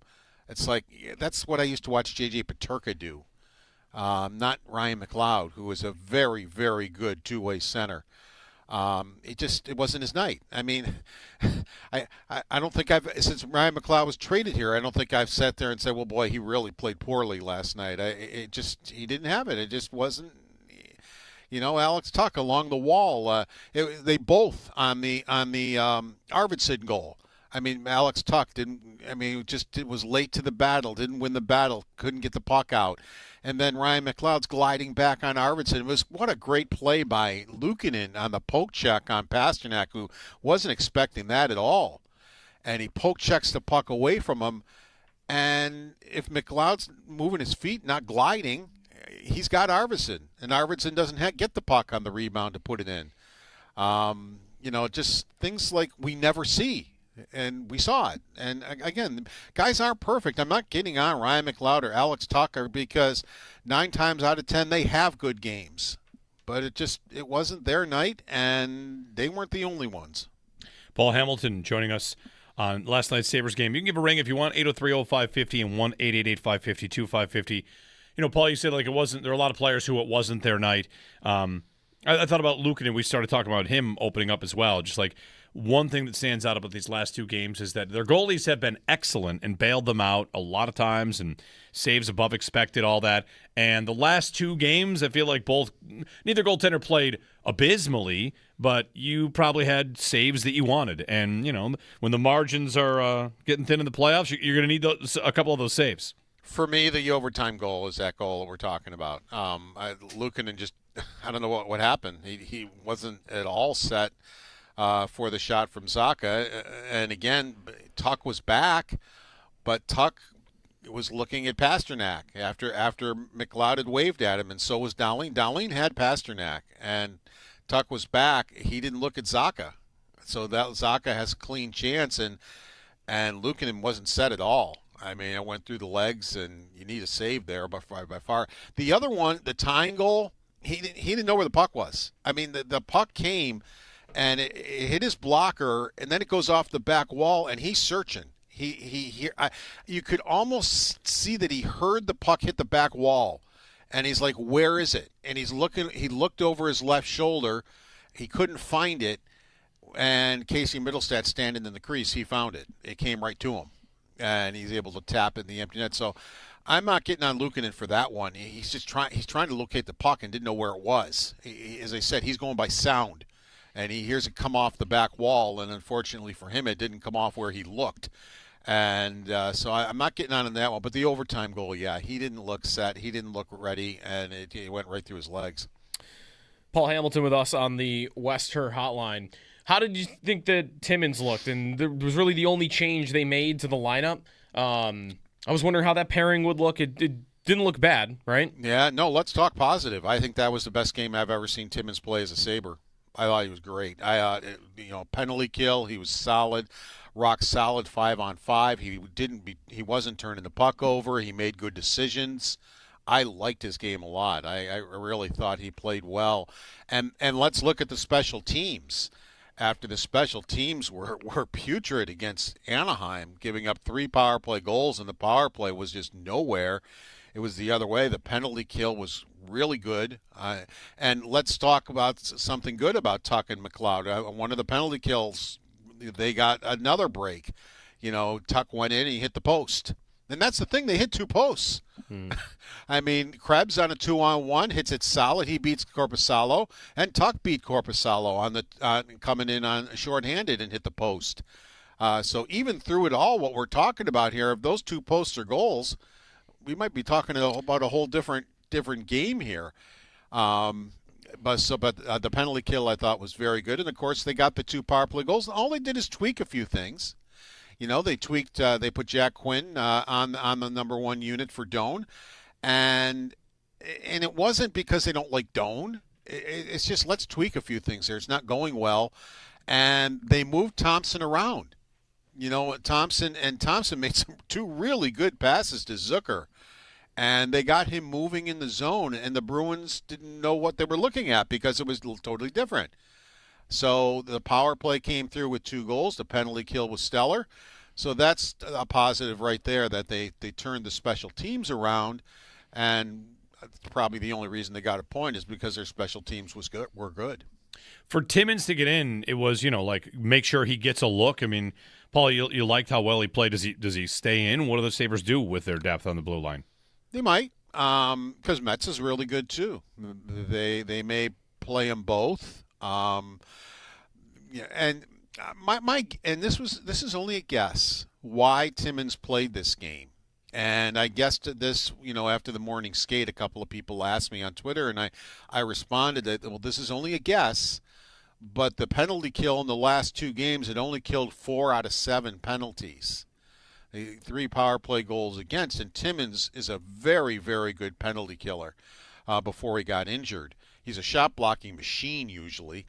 So I speculated that maybe Lindy Ruff, first of all, wanted to get him in the game and had nothing to do with Metza. Metza's played very well. I don't think that was like, oh, Metza, we got to get him out of it. No. I think he wanted to get Timmins into a game, and the penalty kill, which Metza wasn't a part of, he knew he was putting a good penalty killer into the game when they had struggled the last 2 games on the penalty kill. So I think maybe Lindy Ruff saw a spot to put Timmins in because he's ready to play. He's been practicing for a couple of weeks now. And it's like the penalty kill really has not been good for two games, and he's a good penalty killer. You know what? Now's as good a time as any to put him into a hockey game. And it's exactly how it works. So I'm just speculating that, but it did help the penalty kill. Zach Benson is clearly all the way back from some slow play out of the Olympic break. Remember the first goal he scored in the NHL? That little slick move he made. Between the legs. And what a play. First of all, to come down on an offensive type of defenseman, not a very good defensive defenseman, and strips him of the puck, comes in on a breakaway, and puts just a great move. What a goal scorer's move. I mean, he showed why he scored goals in junior. A goal scorer's goal. And then because everybody hates Benson and the defenseman was embarrassed, he cross-checks him afterwards because everybody wants to cross-check Benson. And I mentioned it to him on the post game. He goes, well, I don't like being cross-checked, but he goes, I'll take that every single time if they want to do that and take a penalty because they made them pay on the penalty. That 33 seconds later on the power play, they scored. If I'm Boston's coach, that would have been that guy's last shift. I mean, that was just stupid what he did. He just cross-checks Benson into the net after he scores because he embarrassed him with a great play to strip him the puck. And I'd be saying, look, not only do you get stripped of the puck, then you commit him to take a stupid penalty like that, and you cost us 2 goals. Your night's over. Take a seat, my friend. But they didn't bench him, but I would have. Benson, by the way, he's putting up these points playing like on the fourth line, right? Like he's not playing a ton. He's playing 11, 12 minutes a night while doing this. There's time for this after the year. But what's his next contract? You think? Like he's an RFA at the end of the year. Like he's on a 50+ point pace if he had been healthy all year. So I don't know. Couldn't they do a long-term deal if they wanted with him, or do you think bridge? Even though those aren't that common anymore, is more likely. Depends if they sign Tuck. Yeah. If they sign Tuck, right, yeah. they need. There are some guys, if they sign Tuck, if I'm Jarmo Kekalainen, Allenstein, Benson, I come to them and I say, look, we have 1 year of a bad salary cap here. Because Tuck, if they sign him, it's going to be over $10 million. I don't think he's signing for anything less. I could be wrong. But, and then, the Skinner money for 1 year really grows, and you're in a salary cap problem. So I would tell those guys, I need you guys to help me out for 1 year, maybe sign them to a 1-year deal, and I will take care of you the next year. I promise you I will take care of you the next year, but I need you to give us a 1-year deal at a fairly inexpensive contract, and I need you to trust me that I will take care of you the year after. But we have 1 year of salary cap jail, and that's if Tuck signs. Right. So that's how I would handle those guys. If Tuck's gone, yeah. I mean, people are talking about maybe a $6 million per season type of thing for Benson. I don't know if that's where he falls or not. But if Tuck signs, I don't think you can do that for 1 year. I think you could do it the year after. So that's how I would handle things. Whether those players would be agreeable to that, I don't know. But also, you can, what are you going to do with Byram now? Right. Because I think the only reason Byram was a little, he likes Buffalo, he likes the team, he likes his teammates. You could tell that, and it was like I think the only hesitation he had was the losing. He hated the losing being here in Buffalo, so. And he showed us that he liked the Sabres because he did let's do 2 years, and let's give it a try. Let's see how this is going to go. So maybe Byram now is open to doing a long-term contract. Now that wouldn't go against next year's cap; it would go the year after. But are the Sabres interested in locking him up to a long-term deal before he becomes an unrestricted free agent? Paul, quick playoff preview talk. This homestand, Boston last night, the Islanders coming up, the Red Wings are the next game, potential opponents. Did you come away thinking anything about what a Buffalo-Boston series might look like, or whether it's Zadorov and how he played out there, or how the Sabres might respond, or who might want to, take the physical edge in a series like that? Like, we know the playoffs do change. So does last night's game give you any sort of preview, understanding that the Sabres did look pretty flat? Yeah, and it's hard to figure the Boston series because don't forget the 2 games in Boston were both in October. And then the one home game Buffalo won was in December. And these two teams are different. The one thing I like about playing the Bruins is they will take stupid penalties. And Zadorov is right on. Zadorov is the dumbest player in the NHL. He's a good defenseman. I like him as a defenseman, but he will take the stupidest penalties. And he tried to do it last night, and they didn't call it. So that's the one thing I like about playing the Bruins is they will take stupid penalties for you. I wouldn't. I kind of with Rasmus Dahlin. I wouldn't mind a Red Wings series. Rasmus Dahlin hates the Red Wings, and he loves beating them, and he wants to beat Raymond badly. He's kind of already said he wouldn't mind Detroit. I think I wouldn't mind seeing a Detroit series either. They got to win some games, though. They do. They're out right now. Yeah. I don't know. They've won, is it 3 of their last 11? 3, 5, and 2 in their last 10. Okay, yeah. And they're -4 goal differential. And to give you an idea, people say, well, what does that mean? Well, Tampa's +62, Buffalo's +43, Carolina's +41, and the teams around Detroit, Ottawa's +23, and Boston is +16. Now, the Islanders only +3, and Detroit are -4. And it kind of goes to show you that goal differential usually does matter because they're the two teams that are starting to fall out. Right. Where Columbus is hot, they're plus 14. Pittsburgh has been hot. Not necessarily hot lately, 4-3-3, but they've been hot for a while at 606. They're plus 18. But the two teams that are -4 and +3, and the Philadelphia Flyers, who are -10, they're the three teams that are on the outside looking in right now. Paul Hamilton on the Western Hotline. Thank you, Paul. We'll talk. Homestand continues, so we'll talk tomorrow. Sounds good. Take care. Paul Hamilton. His appearance brought to you by Relax Honda. Relax, we got this. Sabres and Red Wings. I know the Raymond part of it, right? Mm-hmm. For Darlene. What else is it with the Red Wings? Imagine these two teams have never played in the playoffs before. That's what I mean. Maybe you want to just take a look at that. Where's I hate the Red Wings? I mean, they played Vancouver in the playoffs twice, but never Detroit. Your mortal enemy is. I mean, granted, they were, of course, an original six, and they were a team that made it all the time. But in the last 10 years, they haven't made it. Who has the energy to hate the Red Wings? It's like hating the Sabres. They do have Hockey Town stamped down on their center ice still, and they should lose that. They should lose that. Yeah, yeah, I agree with that. You can just put Hockey Town down. I mean, they did do that a long time ago. How long has that been down there? Like the 90s? Oh, 2000, early 2000, whatever. It's been a long time. I mean, I could build up some hate for them. I just have never really had it. The only teams in the playoff picture right now that I would say have ever had like a really negative feeling about, Ottawa, like Tampa just recently, Ottawa for sure, Boston for sure, Carolina for sure. I have Pittsburgh. I hate Pittsburgh. Yeah. But like Columbus, never had a problem. I guess I've never had a problem with Montreal.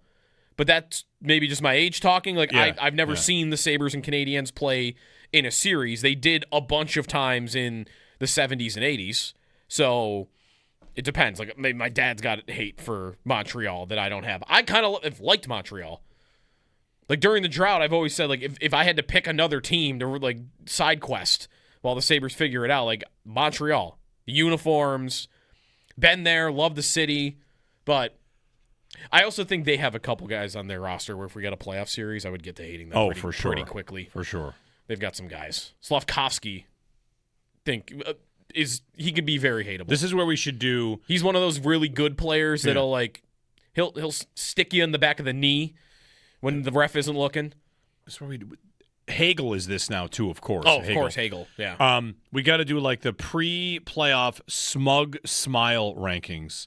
Ooh. Everyone loves remembering the Brian Smolinski smug smile. The Brian Smolinski Invitational. Brian Smolinski out there just walking around his daily life, and he hears people from Buffalo talking about his face. Like, what? Oh, from that game?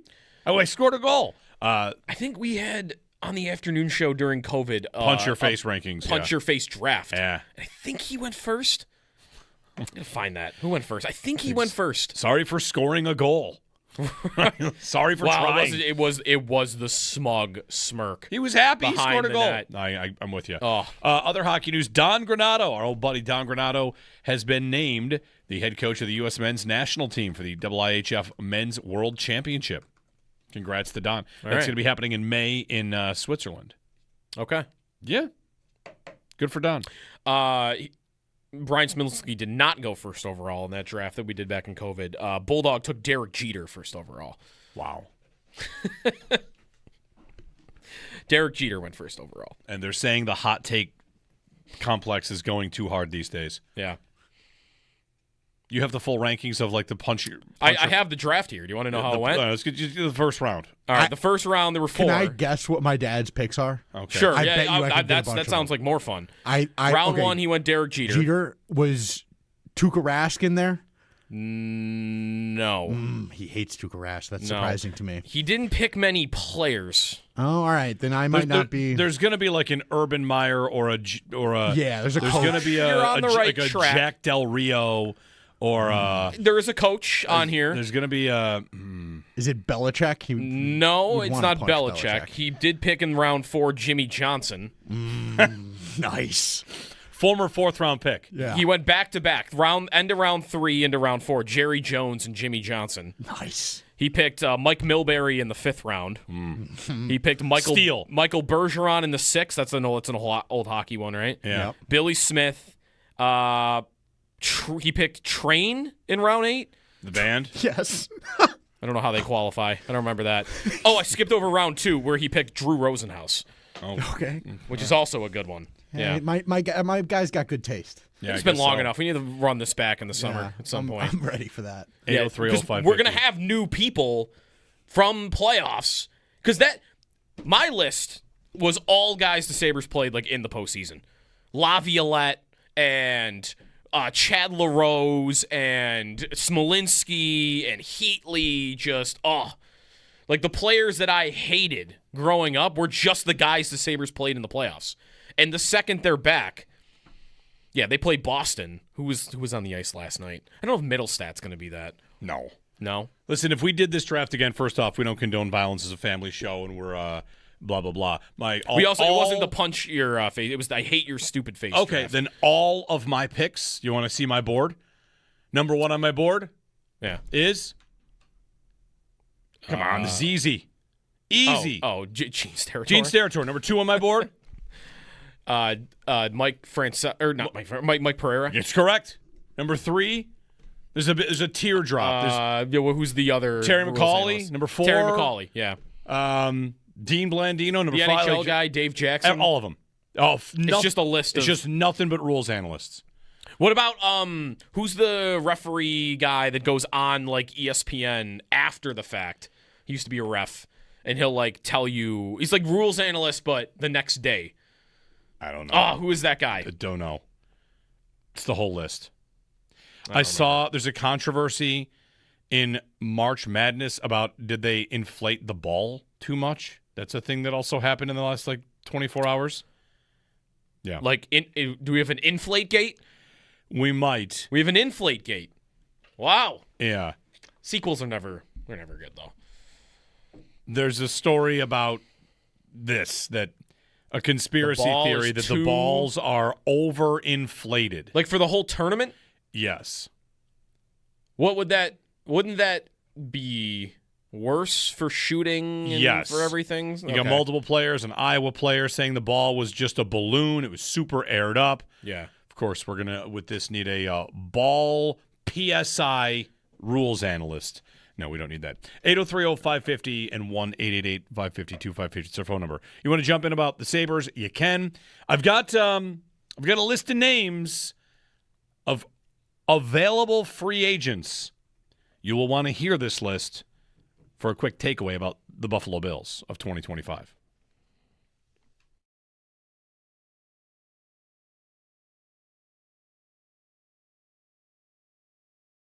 Would it be absurd? And this is Paul Hamilton with us on the Wester hotline. How did you think that Timmins looked? And there was really the only change they made to the lineup. I was wondering how that pairing would look. It didn't look bad, right? Yeah, no, let's talk positive. I think that was the best game I've ever seen Timmins play as a Sabre. I thought he was great. Penalty kill, he was solid, rock solid 5-on-5. He wasn't turning the puck over. He made good decisions. I liked his game a lot. I really thought he played well. And let's look at the special teams. After the special teams were putrid against Anaheim, giving up 3 power play goals, and the power play was just nowhere. It was the other way. The penalty kill was really good. And let's talk about something good about Tuck and McLeod. One of the penalty kills, they got another break. Tuck went in and he hit the post. And that's the thing. They hit 2 posts. I mean, Krebs on a 2-on-1 hits it solid. He beats Korpisalo, and Tuck beat Korpisalo on the coming in on shorthanded and hit the post. So even through it all, what we're talking about here, if those 2 posts are goals, we might be talking about a whole different game here. But the penalty kill I thought was very good, and of course they got the 2 power play goals. All they did is tweak a few things. They tweaked. They put Jack Quinn on the number 1 unit for Doan, and it wasn't because they don't like Doan. It's just let's tweak a few things here. It's not going well, and they moved Thompson around. Thompson made 2 really good passes to Zucker, and they got him moving in the zone. And the Bruins didn't know what they were looking at because it was totally different. So the power play came through with 2 goals. The penalty kill was stellar. So that's a positive right there that they turned the special teams around. And, probably the only reason they got a point is because their special teams were good.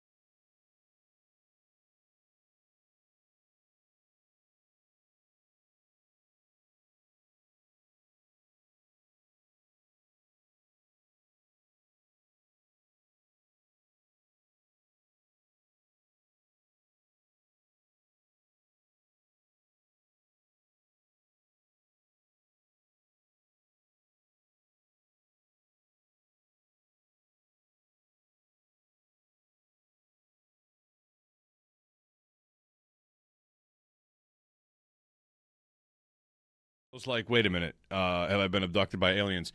Should they have been more truculent? Truculent. Zadorov did whatever he wanted. Yeah. Dahlin opened with that dumb cross-check, and then that kind of disappeared. Yeah. Zadorov multiple times did what he wanted, and I'm waiting for anybody to go and just like say, well, that's not going to happen anymore, and it did not happen. Right. McLeod, he got McLeod. That's the problem. The couple he got Doan up high, Yep. and yeah, that was nasty. That one. I tweeted last night during the game. Someone should go attempt to wreck Zadorov. I know it's not easy to do. Right. Yeah, wreck in what way? Like you want to Anything. drop a hit? You want Stanley to go find him? 2 nights ago, he was in the box for 10 minutes for what? For fighting and like five for boarding on Tavares, and then he fought after. Okay, that. fight him. Right. Get him off the ice for 5 minutes. Fight him twice.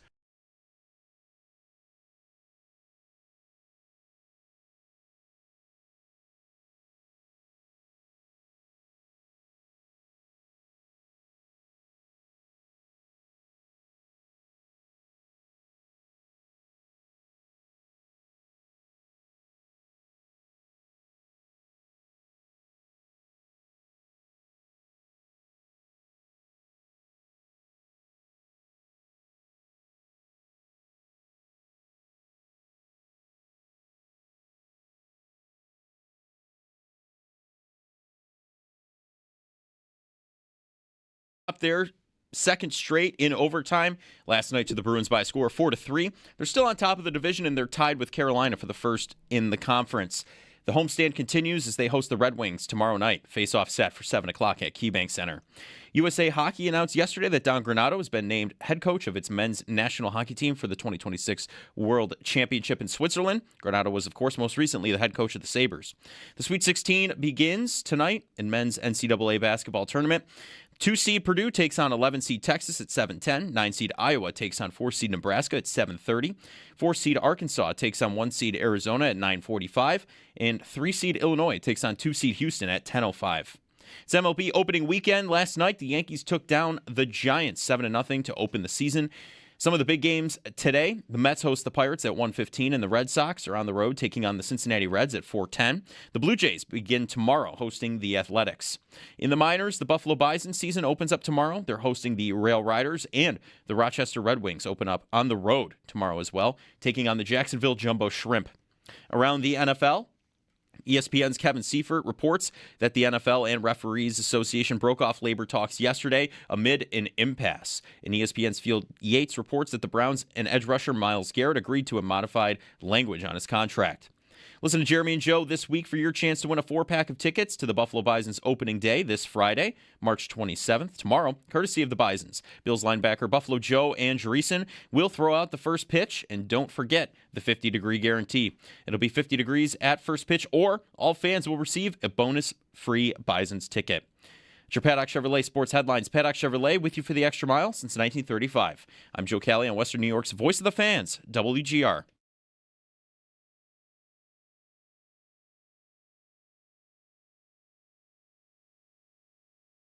Make a play here. Benson with the steal. Benson digs, scores! Zach Benson! Oh, baby, what a goal!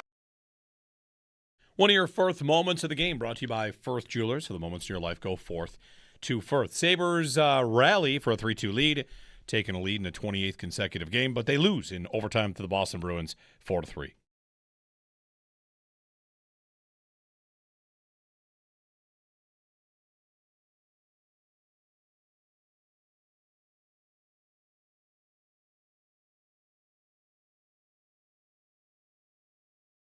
This sets up for him to get traded.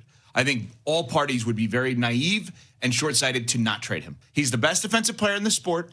He is a monster on the defensive side of the ball. He sets all-time sack records, and he does more than that on the field. And if it's easier to trade him, they should trade him. And I think it would be utterly ridiculous for him to play another snap for the Cleveland Browns.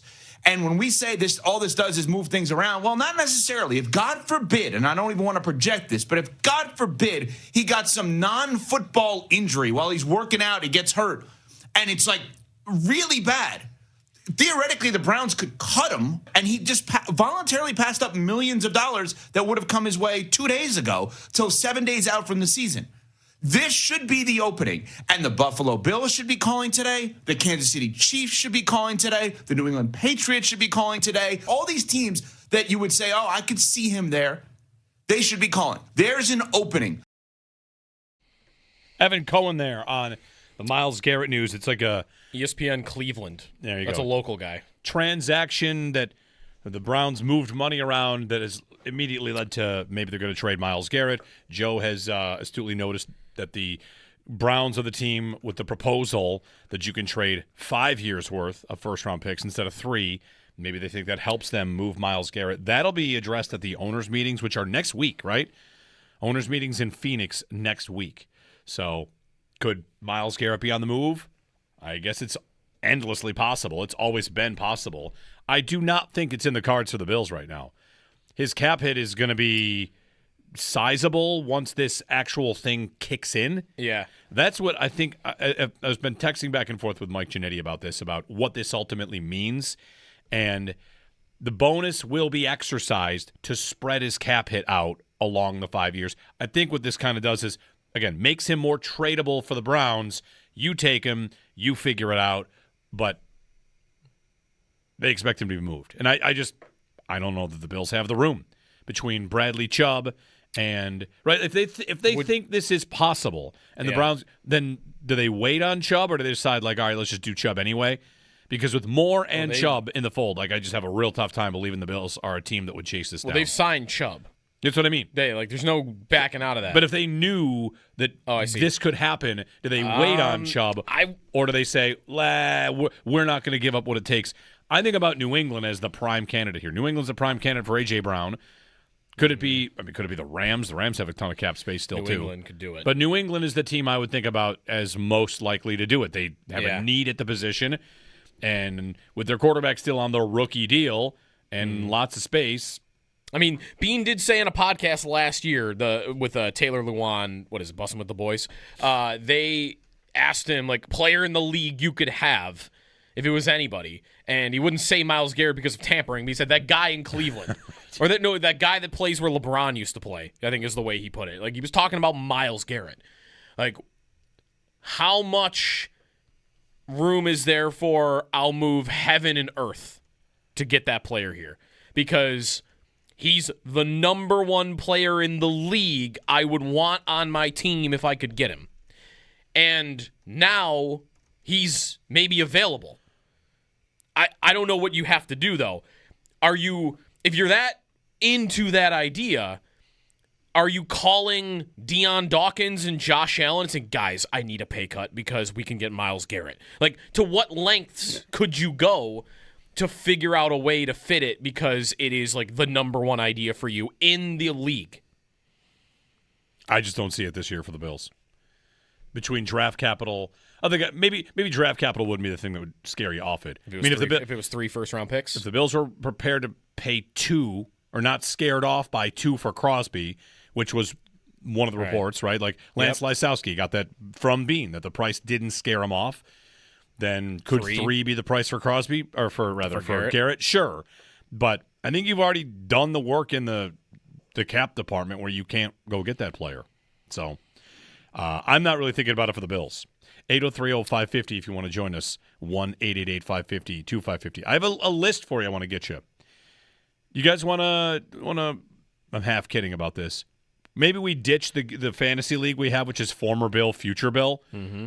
But worth pointing out, here's a list of players that were on the Bills last year that are currently still available in free agency. Joey Bosa. Mm-hmm. All right? Yep. I've told you it wouldn't shock me if they decided to bring him back, but maybe not. Maybe Vaughn, I think, is actually the better idea post-draft for a cheap deal. Mm-hmm. Anyway, here are the players that are available on last year's team. Joey Bosa, Daquan Jones, Curtis Samuel, Larry Ogunjobi, Matt Milano, Taylor Rapp, Trey White, Damar Hamlin, Jordan Phillips, Matt Prater, Jordan Poyer, Shaq Thompson, Brandon Cooks, Gabe Davis, and Dane Jackson. Now, in the case of Gabe, you have a massive injury, right? He tore his ACL, he blew out his knee. But the rest of that group, I mean, I know Rapp was on season-ending injured reserve, so that's another one. But, man, Bosa, Jones, Ogunjobi, Milano, Rapp, Trey White, Jordan Phillips, Jordan Poyer, Shaq Thompson. That's 9 players, regular players on last year's defense that have not found other jobs yet. Right. That's basically your defense that was on the field against Denver. It's a lot of it. Right. And they were league average. It's just, it wasn't the roster last year, defensively especially. It just wasn't it. And this is where I think if you're someone that's optimistic the defense can be better, the players are better. That's right. Like, they changed their head coach because they felt they'd hit the playoff wall, and they wanted to try something different. And that's fine.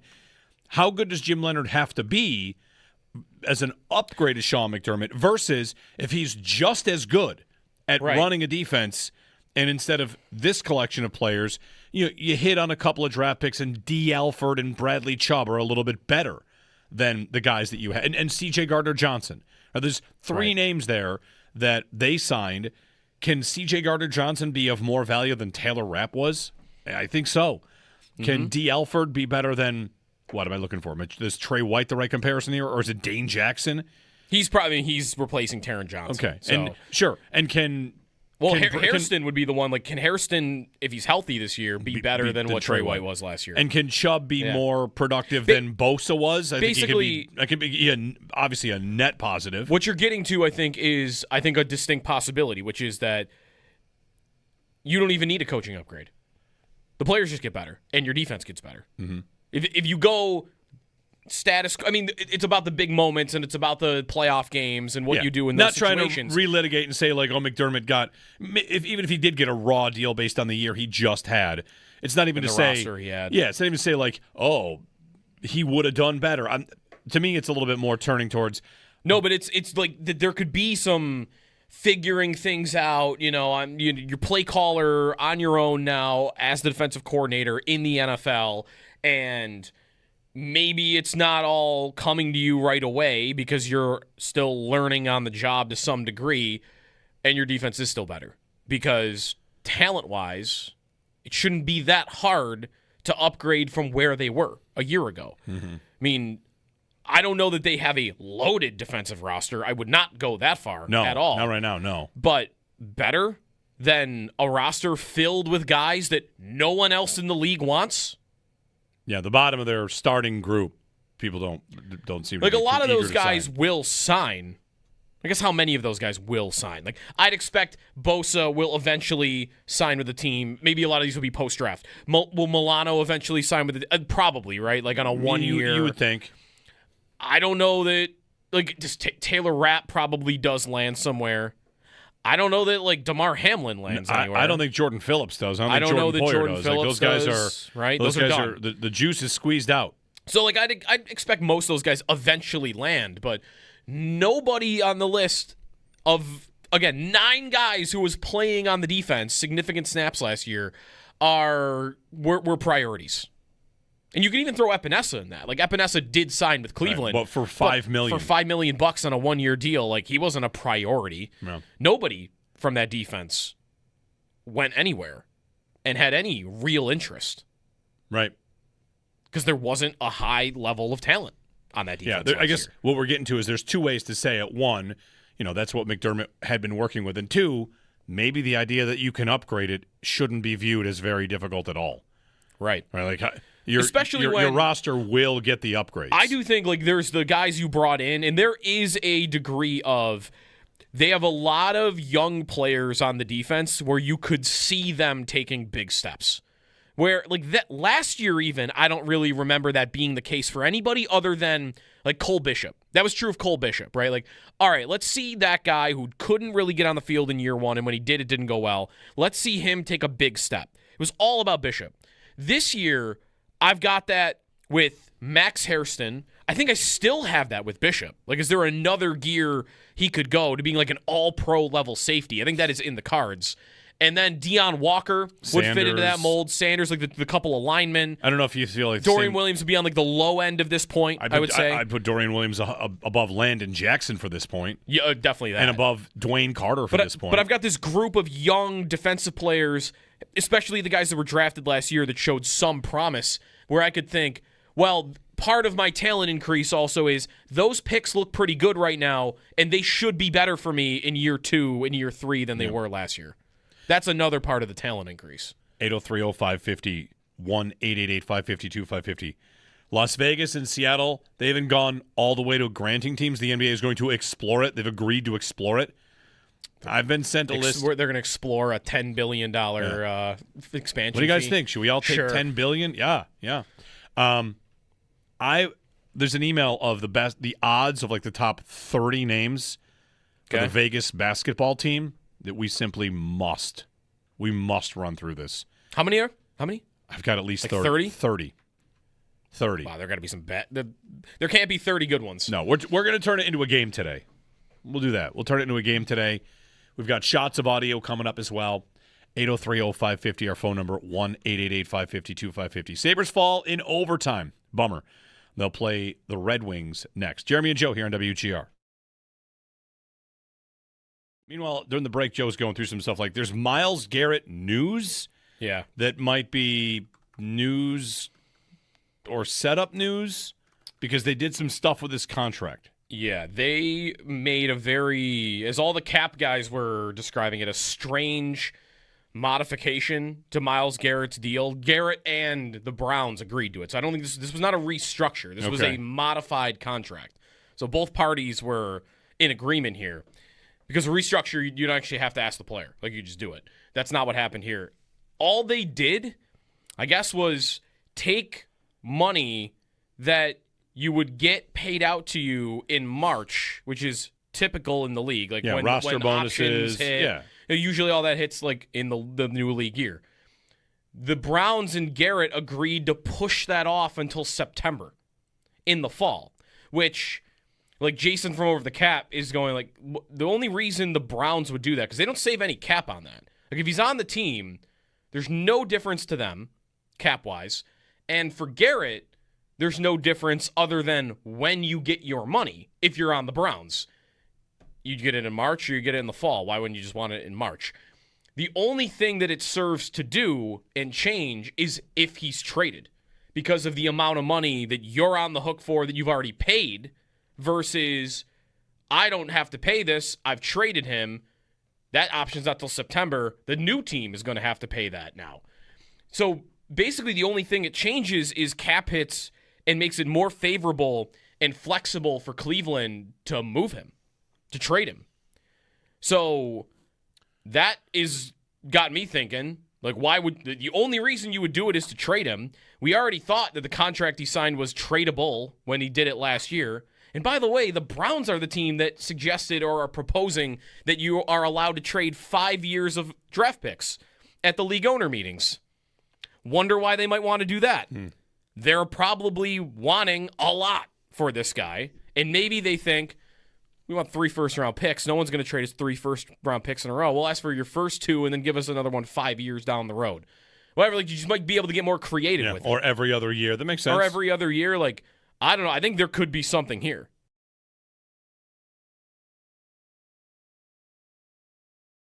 I wonder if when we get to the playoffs, if they give up late goals, the story of the season will be that it feels like that's their kryptonite. Even games they win, when they're up 3-0, like Vegas, right? 3-0 to 3-2, whether it's they're too conservative or they squeeze the sticks too tight, like you can kind of create whatever narrative you have. I'm not even sure that the numbers bear it out that they're any more problematic in this department than any other team.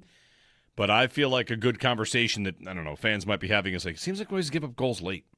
Like teams aren't – I know that their record when they have the lead is incredible, right? They get the lead, they win all the time.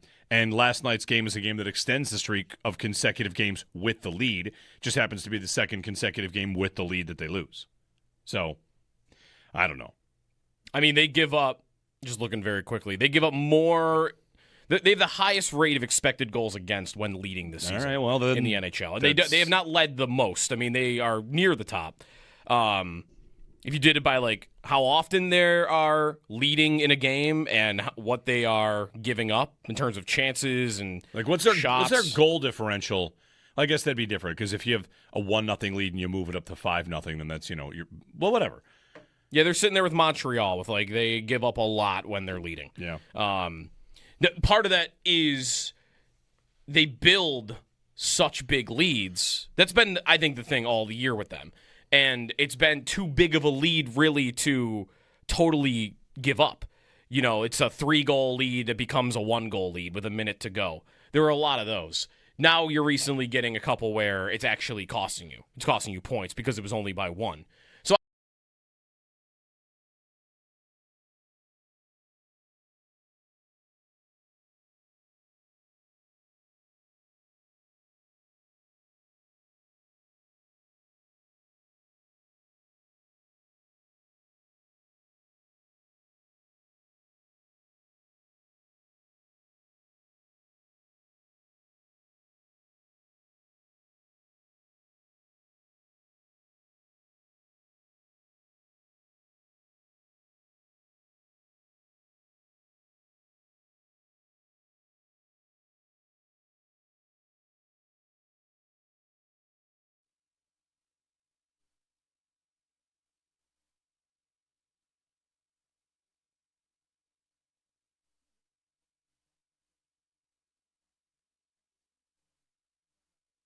I went out for my birthday this fall in September and absolutely fell in love with the city, and now I'm a part of the Mafia. I think what people wouldn't realize about Buffalo and the Buffalo Mafia is how kind and amazing everyone is. For how rowdy and like how important the tailgating is, everyone is really respectful and kind and sweet, and I just loved meeting all the people. I think I was mostly surprised by the generosity of everyone. So that's Whitney Rose, newly acquired Bills fan. Bills tweeted that out yesterday. Right. She did a Women's History Month interview and learned how she became a Bills fan, and they sent out that video. Now, maybe you're like me and you saw that and thought, who is this person? I don't know who this person is. I, Joe, am a mature old person who's out of touch with pop culture. Instead of saying it like this, who is that person? I'm like, oh, who is that person? So I Googled it. And she's on Real Housewives of Salt Lake. So then I sent the clip to my wife, like, hey, check it out. And she wrote back, who's that? What are you talking about? That you watched that show? The response I got was, no. I'm like, oh, that's right. You watch it's a different Housewives show? Secret Lives of Mormon Wives, not Real Housewives of Salt Lake. That's on me. That's there on are me. 2 Utah-based reality. Okay. Yes. Welcome to the Mafia, Whitney Rose. Everyone's welcome. Yes. Lots of room on the bandwagon. 803-0550, 1-888-550-2550 to join us. we should start getting into some deeper wide receiver names because the Bills are working out lots of them and meeting with lots of them. So maybe we'll do that a little bit for like third-round idea, guys. Talk to you on the Sabres as well, 803-0550. And Dan Orlovsky's time in the spotlight right now under the microscope. We're going to get to that, too, here coming up on WGR.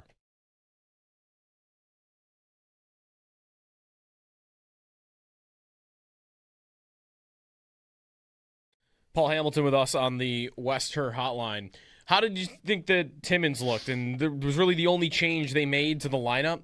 I was wondering how that pairing would look. It didn't look bad, right? Yeah, no, let's talk positive. I think that was the best game I've ever seen Timmins play as a Sabre. I thought he was great.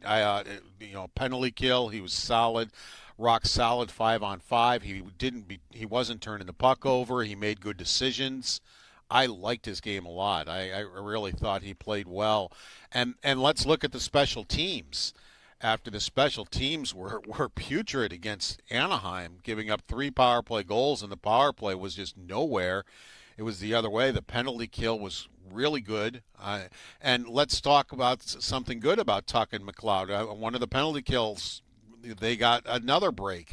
Tuck went in and he hit the post. And that's the thing. They hit 2 posts. I mean, Krebs on a 2-on-1 hits it solid. He beats Korpisalo, and Tuck beat Korpisalo on the coming in on shorthanded and hit the post. So even through it all, what we're talking about here, if those 2 posts are goals, we might be talking about a whole different game here. But the penalty kill I thought was very good, and of course they got the 2 power play goals. All they did is tweak a few things. They tweaked. They put Jack Quinn on the number 1 unit for Doan, and it wasn't because they don't like Doan. It's just let's tweak a few things here. It's not going well, and they moved Thompson around. Thompson made 2 really good passes to Zucker, and they got him moving in the zone, and the Bruins didn't know what they were looking at because it was totally different. So the power play came through with 2 goals. The penalty kill was stellar. So that's a positive right there that they turned the special teams around, and probably the only reason they got a point is because their special teams were good.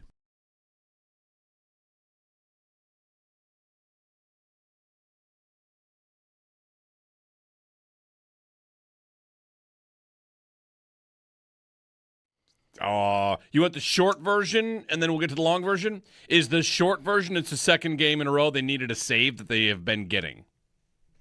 Yes. They've been getting those saves, and they didn't in Anaheim, and they didn't last night. Yeah, I don't really know where Luukkonen was going there. He was trying to not have the puck bounce back off of him, off the wall, I assume. There's that one. I was thinking overtime. Okay, I mean, of course. Yeah. The first one, I guess, it's Pasternak, but the first one was pretty good. Yeah. Overtime would be the biggest one I would want back. The problem I have with the one that bounced off the back wall is if you look at him as he never picks it up, which, that's tough. Whatever. There's a screen, I guess. It happens. But as a goaltender, when you are outside of your net and you don't know where the puck is, you are trying to get back to your net. And to do that, you should probably get up with the leg that you can push on to get back to your net. And he did the opposite of that. Yeah. He got up with his inside, like his net side leg, which just took him further out of the net and just like, where are you going? Yeah. What? Where? That's not where the play is. Going for a skate. And so that was tough. And, those 5-hole shots can often look worse than they are. That was not one of those. Like, that was just, he got fooled. He just got beat low, and it was not great. Yeah. They didn't really have it all night for me. No, that's true. Like I said, like the short version is, yeah, right. They've been getting those. There are other points, of course. No, Lindy said yesterday that the first 2 periods were the worst 2 periods they've played in 3 months. And that is also why I'm not really taking the approach today of, well, maybe I don't want to play Boston. Yeah, right. I don't know. Lindy just said that was the worst 2 periods in 3 months, and they were down by 1. Yeah. And had the lead with a couple of minutes to go. And there were stretches I thought they were about to start rolling. Right. And you lost to them in a 3-on-3 overtime, which they can't figure out, which is not something they will play in the playoffs. Right.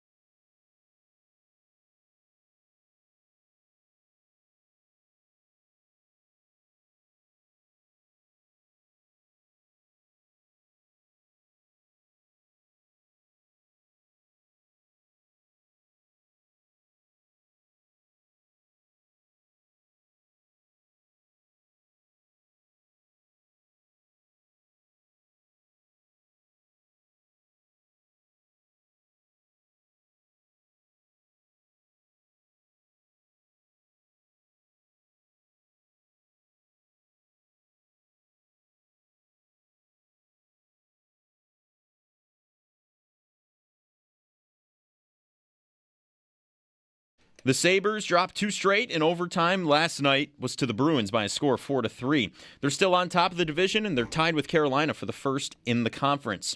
The homestand continues as they host the Red Wings tomorrow night with faceoff set for 7 o'clock. USA Hockey announced yesterday that Don Granato has been named head coach of its men's national hockey team for the 2026 World Championship in Switzerland. Granato was, of course, most recently head coach of the Sabres. Sweet 16 begins tonight in the men's NCAA basketball tournament. 2-seed Purdue takes on 11-seed Texas at 7:10. 9-seed Iowa takes on 4-seed Nebraska at 7:30. 4-seed Arkansas takes on 1-seed Arizona at 9:45. And 3-seed Illinois takes on 2-seed Houston at 10:05. It's MLB opening weekend. Last night, the Yankees took down the Giants 7-0 to open the season. Some of the big games coming up today. The Mets host the Pirates at 1:15. The Red Sox are on the road taking on the Cincinnati Reds at 4:10. The Blue Jays, they begin tomorrow hosting the Athletics. In the minors, the Buffalo Bisons season opens up tomorrow. They host the Rail Riders, and the Rochester Red Wings open up on the road tomorrow as well, taking on the Jacksonville Jumbo Shrimp. Around the NFL, ESPN's Kevin Seifert reports the NFL and Referees Association have broken off labor talks yesterday amid an impasse. ESPN's Field Yates reports the Browns and edge rusher Myles Garrett, they've agreed to modified language in his contract. And ESPN's Ryan McFadden reports that the Raiders completed a top 30 visit with Texas A&M wide receiver Casey Concepcion.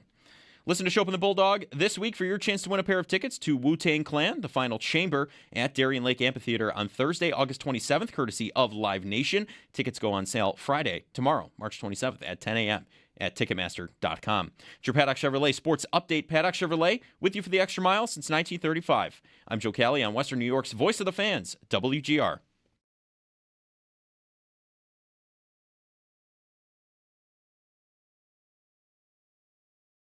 I think when you look at the body of work and what was asked of these two quarterbacks, you have to start with the question, who needed to do more to carry their football team to play well? Ty Simpson, and it's not close between those two quarterbacks.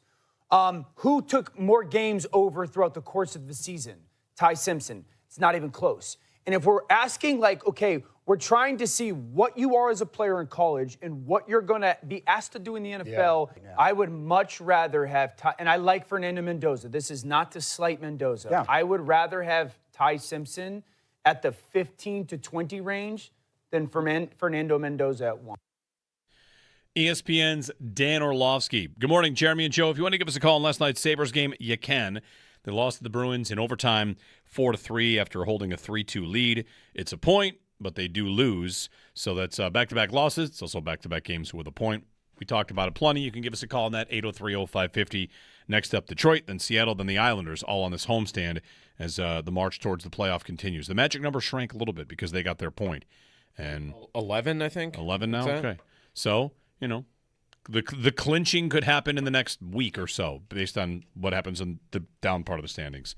The magic number is points they gain and points that the ninth place team loses.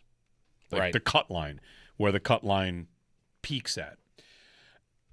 So you can give us a call on that if you want, 803-0550. Orlovsky, he has really stirred something up. What's the one phrase? Some manager used a phrase like his rear. He's in the jackpot, something like that. Like this guy's in the jackpot now. Like he's getting heat. He went on McAfee and they went at each other. And Orlovsky stepped on one landmine here. He made one really big mistake, I think, in his case when he said, "What did Fernando Mendoza do in big games?" It's like, I mean, they won the national. They won them all. So right, like that one's a tough case to make. He also did leap into the end zone on a 4th and goal or 4th and 1, whatever it was. Yeah, the game-winning touchdown. It is like the risk of being takes on takes here. I am going to defend Dan Orlovsky and his right to think the second best quarterback is the best quarterback, because that is, of course, a reasonable thing for any person to think, especially when almost everybody that thinks the first quarterback is the first quarterback isn't that good of a first quarterback. That is where I'm This at. is not Andrew Luck. This is not even Caleb Williams. It's not a year where there are three guys. Everybody seems to think Mendoza is not a true number 1 overall pick. He's like Cam Ward. I've seen, if you slotted them in with the 2024 quarterback class, where would they all be?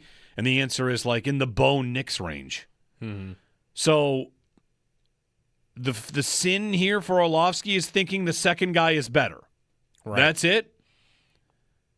It is more for me about why it should be thought of as acceptable, even if I don't agree with it, and I don't think most should probably agree with it, is nothing to do with Ty Simpson. Because nothing about Ty Simpson's impressive to me, even when I hear Orlovsky talk about him. Chris Trapasso was on the station yesterday, and like, all right, even Trapasso doesn't hate Ty Simpson, but I'm hearing Kirk Cousins comparisons and how, yeah, there's some accuracy here, and there's a little bit of mobility that's, you're not going to have him scramble, but there's enough, and the things he was asked to do at Alabama, but there's no wow trait. Not one wow trait from Ty Simpson. Like, okay, I'm out. I'm good. He could be fine in the league. He also compared him to Jacoby Brissett. Like, he could have a long career in the league being like a guy. A solid guy. But to me, that doesn't excite me. But Mendoza's not an elite quarterback prospect. He's the best of a weak class. Next year, I saw that he might be the 5th guy if he was a year later. So I guess he can love Ty Simpson all he wants. For me, it's more about the top guy is not perfect. Yeah, you don't find anybody to say he's like perfect. So then there should be some room for someone could be better than him. If he's not an elite quarterback prospect, he's just a good one. If we're talking about a couple of Bo Nixes here, yeah, like one Bo Nix can be better than the other, but I'm kind of in the same category, I think. I think Mendoza might kind of be the same thing, isn't he? Like, what's the wow trait of Mendoza? Is it this giant cannon of an arm? Is it his accuracy? For him, it actually might be that. Mm-hmm. Like, pinpoint accuracy that he had in Indiana. Like, he did make some throws, like, where he's fitting it into a window. But he's not, like, the crazy athlete either. Like, he's good. He's pretty good. I think, how is this relevant to the Bills? Like, if Ty Simpson has enough fans, then somebody will draft him in the first round, and could that someone move into the 26th spot to take the Bills pick, the Bills drop back, and, add some picks and add some players? Like, that's the thing to watch, where I think the thing that's more likely than the Bills trading out for Ty Simpson, for someone else to come in and get Ty Simpson, more likely is he's gone before the Bills pick. Yeah. Like, quarterbacks get overdrafted. So if you are a trade down candidate, I also feel like the other thing working against, by the way, Orlovsky, that I'm really like realizing now, looking back at some of the quarterback draft history, is we don't do this very often.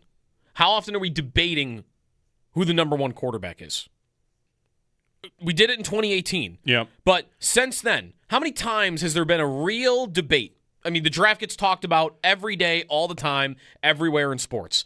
How often has the number 1 pick been a talking point? Since Mayfield, Allen, Darnold, Lamar Jackson, since then. All right. Kyler Murray. Who was the other quarterback? Daniel Jones. I don't think there's much debate. Never was there a debate on that. Joe Burrow. Versus Tua. Not much of a debate. Not after the season. It was Herbert Burrow. Was in it the was next a consensus. Burrow's going to go 1. Burrow. Trevor Lawrence. Against? Zach Wilson. Not a debate. Never was a debate.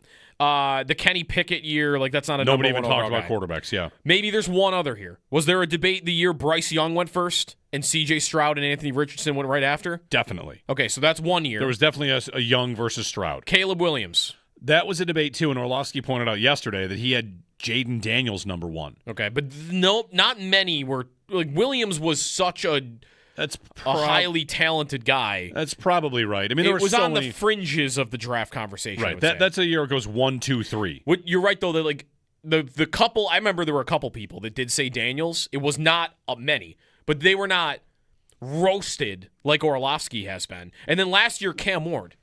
And it was the whole, like, no one ever talked about Cam Ward because it was just assumed he's the number 1 guy.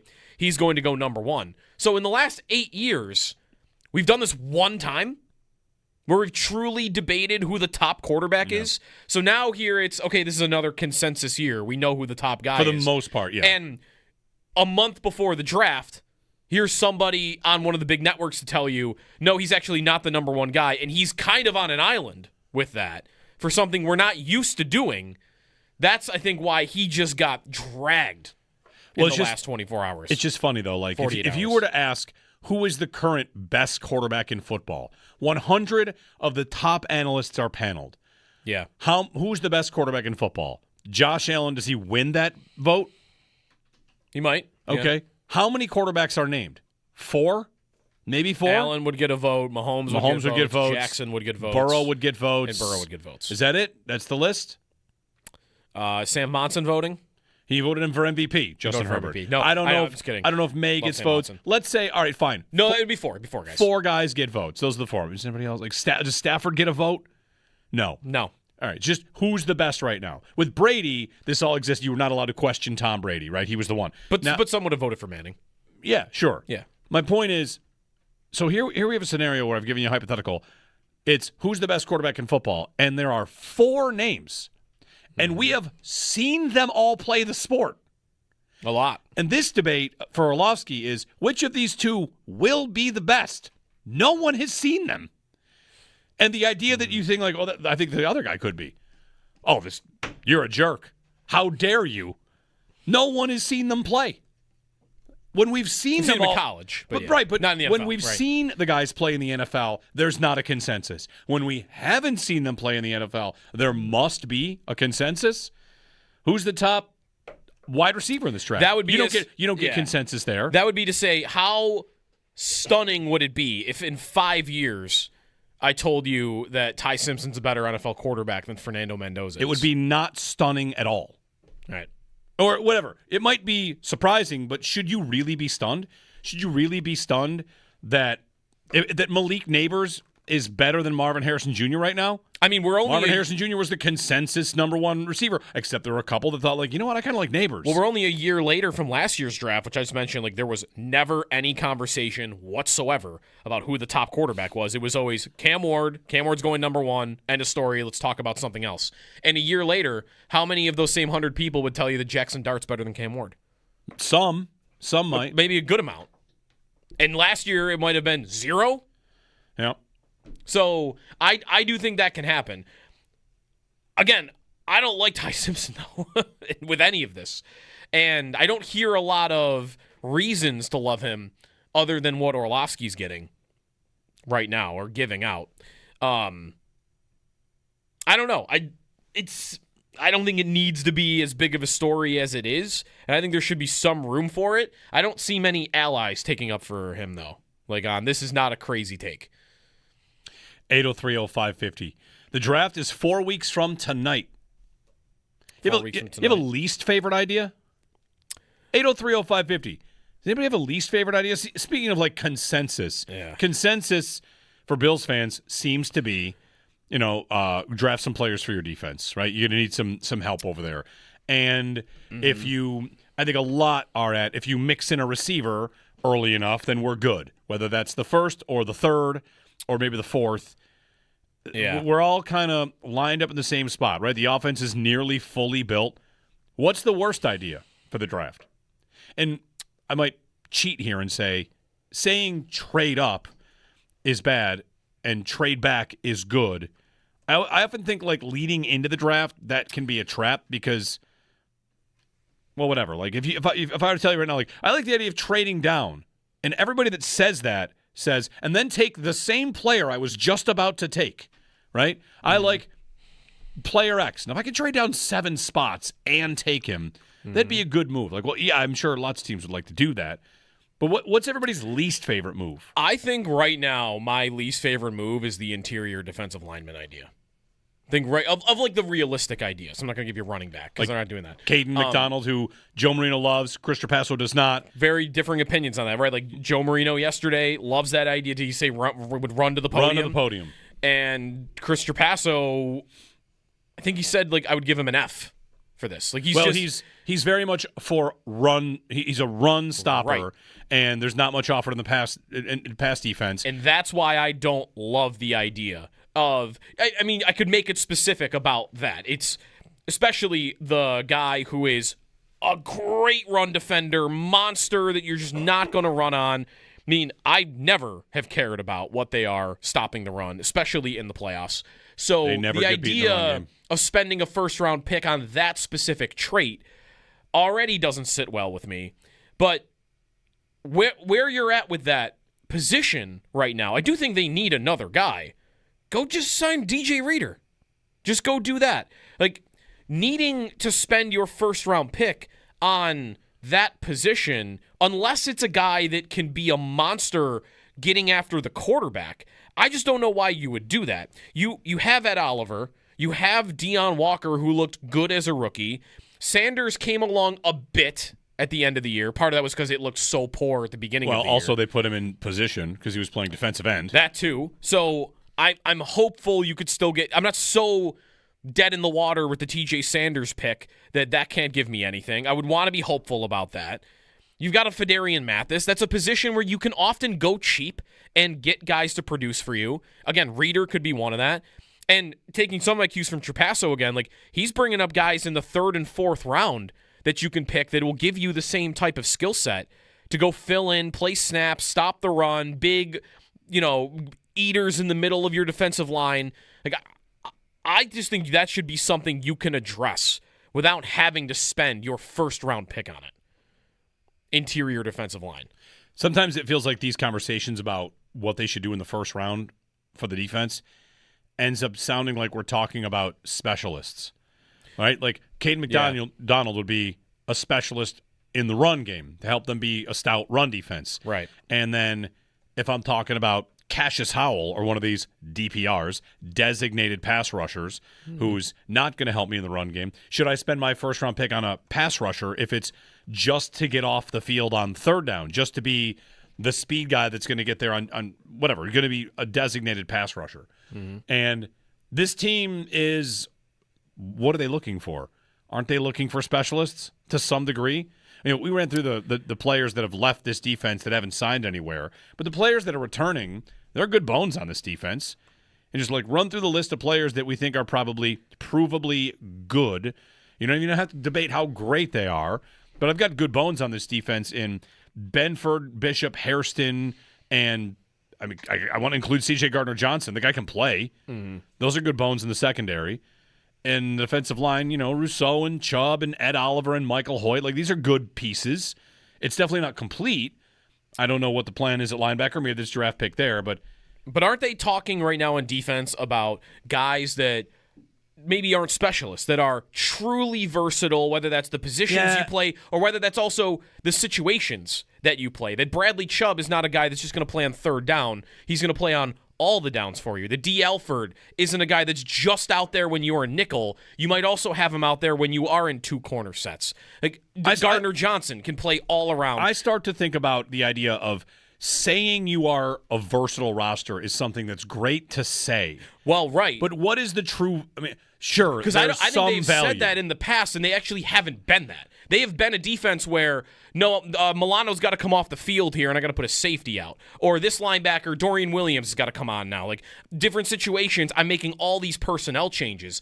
Aren't they now actually making moves that look like, no, this guy actually does play here, and here, whether it's first down or it's 3rd and 10. If I could go to the offensive side of the ball, though, they've loved to say that about their offense, but how true is it? Well, it hasn't been true on offense. Right, Shakir does not go outside. And Coleman hasn't moved to the slot. And Kincaid does he make them more versatile? Doesn't he kind of make them a little bit predictable? James Cook doesn't actually ever really line up at receiver. Right, same with Jackson Hall. It's when he's on the field, generally what his job is. Yep. So you could talk a big game about being versatile. What's better than being versatile, I think, maybe, is being just absolutely lethal in a specialist role. We've got, what would you rather have, 4 receivers that can move around or 4 receivers that are absolutely the best at what they do? And in that role, they're unstoppable. It seems to me that versatility is something that covers up for the fact that you don't have that elite specialist. I guess I don't even need to be making it all about, though, you can play in different spots and different positions. It's about, for me, the situations. Why, if you, and maybe, I want to go back and listen to Joe Marino again. Maybe he thinks that there is more for McDonald there to be something in the pass rush game. He doesn't just have to be, that guy's got to come off the field. Because that's what would scare me, is if you're spending a first-round pick on a guy where when the other quarterback, who I've been preaching for years, I got to get the other team's quarterback on the ground. Now when he's dropping back to pass, I've got to bring him off. The guy I picked in the first round, it's 3rd and 6, and I know they're passing. He can't be on the field. I don't want to spend my first-round pick on a guy like that. Like, that to me would be versatility. I'm picking a guy that if I think they're running on first down, he's on the field. If I know they're passing on third down, he's on the field. Yeah, and what I might say to that is if I have the best on first down, then come off the field and get me somebody else that's the best on third down. And I've got what Joe Brady might be talking about here. They said it. They say it with Lance. They said it recently. They want to get the ball back for Josh Allen. What's the best way to do that? They did not say get turnovers. What'd they say? They did say stop the run. Stopping the run. Stop the run. And we have watched the Bills for how many? I should have the number on top of my head. Was it 8 years of McDermott? Years. For 8 years of McDermott, they might have wanted to talk about stopping the run, but they never really looked like it was of the most importance to them. 9 years, by the way. 9 years. There you go. 9 years of McDermott, and I often defended that. Like, I don't need you to stop the run. I will accept being not that good against the run if you're great against the pass. That's what you'd rather be. Here they're talking that they want to be great against the run. That's part of the reason Chubb's here.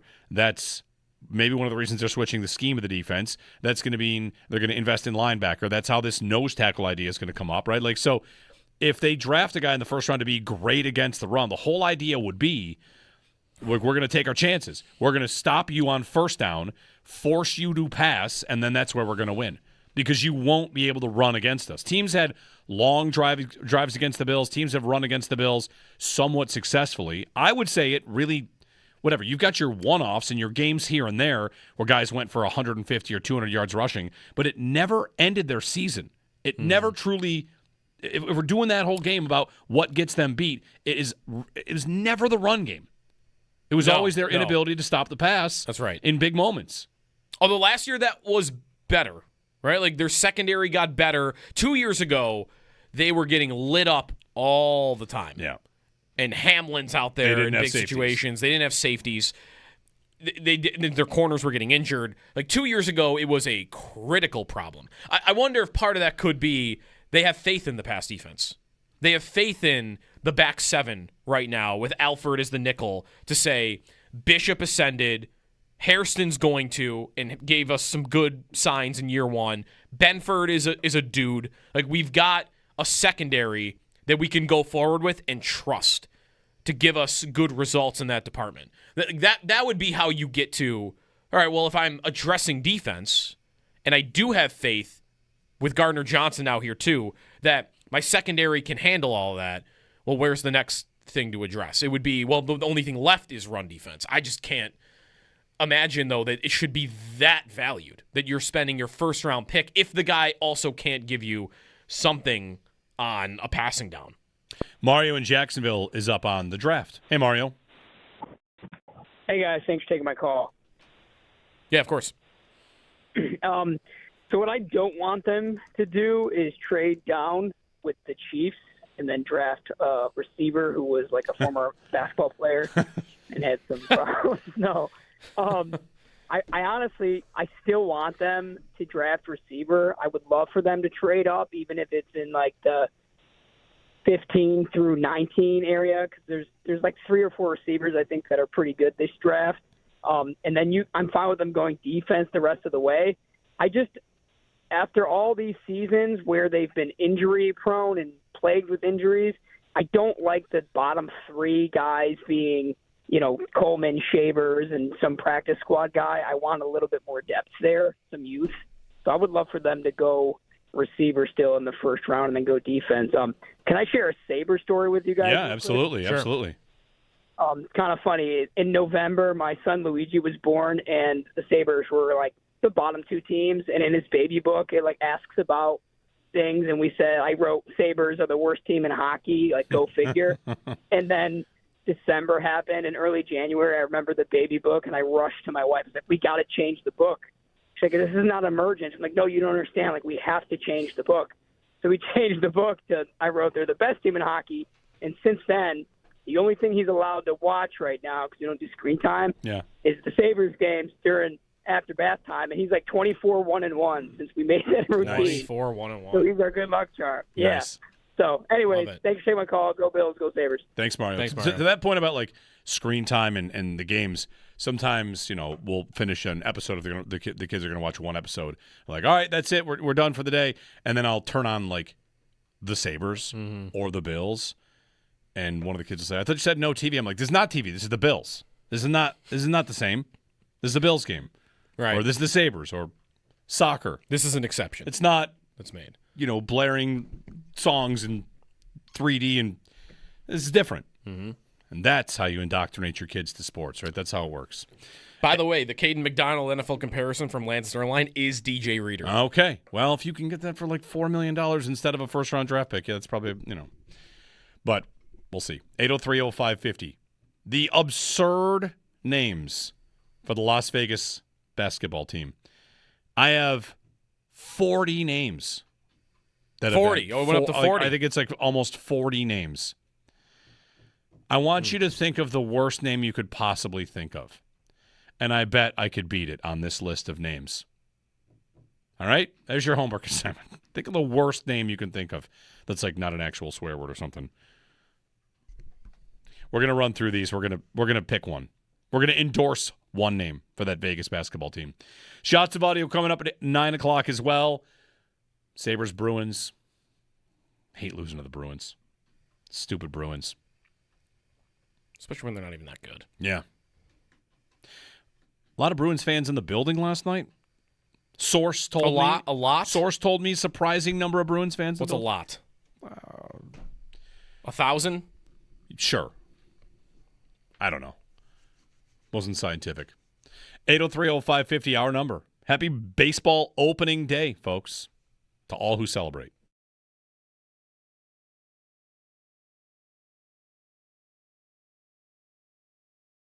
I wonder if when we get to the playoffs, if they give up late goals, the story of the season will be that it feels like that's their kryptonite. Even games they win when they're up 3-0, like Vegas, right? 3-0 to 3-2, whether it's they're too conservative or they squeeze the sticks too tight, like you can kind of create whatever narrative you have. I'm not even sure that the numbers bear it out that they're any more problematic in this department than any other team. But I feel like a good conversation that, I don't know, fans might be having is like, it seems like we always give up goals late. Like teams aren't – I know that their record when they have the lead is incredible, right? Mm-hmm. They get the lead, they win all the time. And last night's game is a game that extends the streak of consecutive games with the lead. Just happens to be the second consecutive game with the lead that they lose. So, I don't know. I mean, they give up, just looking very quickly, they give up more – they have the highest rate of expected goals against when leading this season in the NHL. They have not led the most. I mean, they are near the top. If you did it by like how often they are leading in a game and what they are giving up in terms of chances and like what's their goal differential? I guess that'd be different because if you have a 1-0 lead and you move it up to 5-0, then that's whatever. Yeah, they're sitting there with Montreal with like they give up a lot when they're leading. Yeah.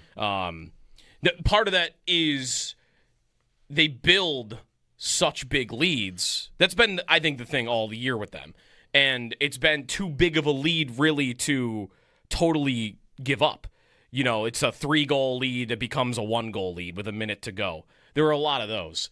Now you're recently getting a couple where it's actually costing you. It's costing you points because it was only by 1. So Paul Hamilton with us on the Western Hotline. How did you think that Timmins looked? And there was really the only change they made to the lineup. I was wondering how that pairing would look. It didn't look bad, right? Yeah, no, let's talk positive. I think that was the best game I've ever seen Timmins play as a Sabre. I thought he was great. Penalty kill, he was solid, rock solid 5-on-5. He wasn't turning the puck over. He made good decisions.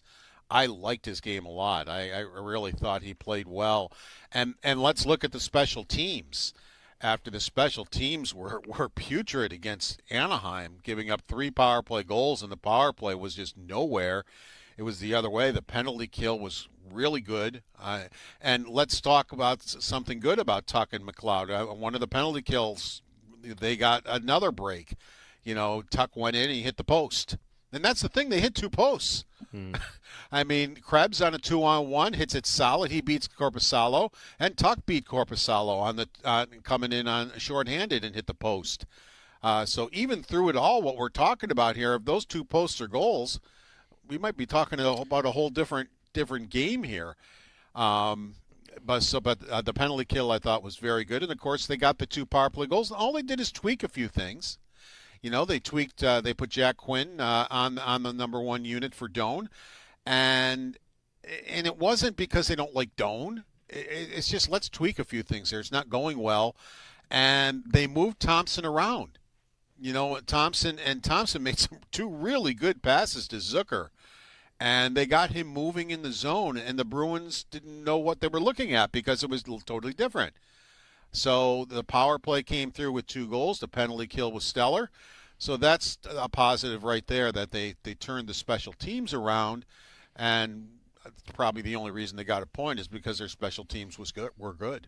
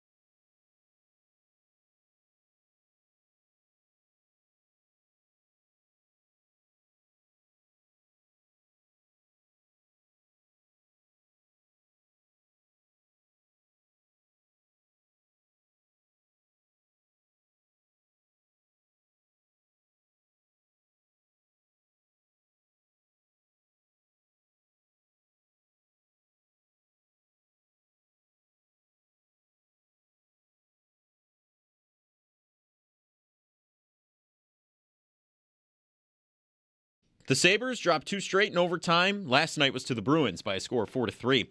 They're still on top of the division, and they're tied with Carolina for the first in the conference. The homestand continues as they host the Red Wings tomorrow night. Face-off set for 7 o'clock at KeyBank Center. USA Hockey announced yesterday that Don Granato has been named the head coach of its men's national team for the 2026 World Championship in Switzerland. Granato was, of course, most recently the head coach of the Buffalo Sabres. The Sweet 16 begins in the men's NCAA tournament. 2-seed Purdue takes on 11-seed Texas at 7:10. 9-seed Iowa takes on 4-seed Nebraska at 7:30. And 4-seed Arkansas takes on 1-seed Arizona at 9:45. And 3-seed Illinois takes on 2-seed Houston at 10:05. It's MLB opening weekend last night. The Yankees took down the Giants 7-0 to open the season.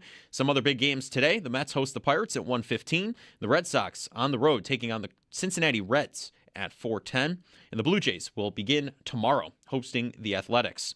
In the minors, the Buffalo Bisons season opens up tomorrow. They're hosting the Rail Riders. And the Rochester Red Wings, they open up on the road, taking on the Jacksonville Jumbo Shrimp. Buckling up takes less time than listening to this. No excuses. A message from the New York State Governor's Traffic Safety Committee. It's your Paddock Chevrolet Sports Headlines. Paddock Chevrolet, with you for the extra mile since 1935. I'm Joe Kelly for Western New York's Voice of the Fans, WGR.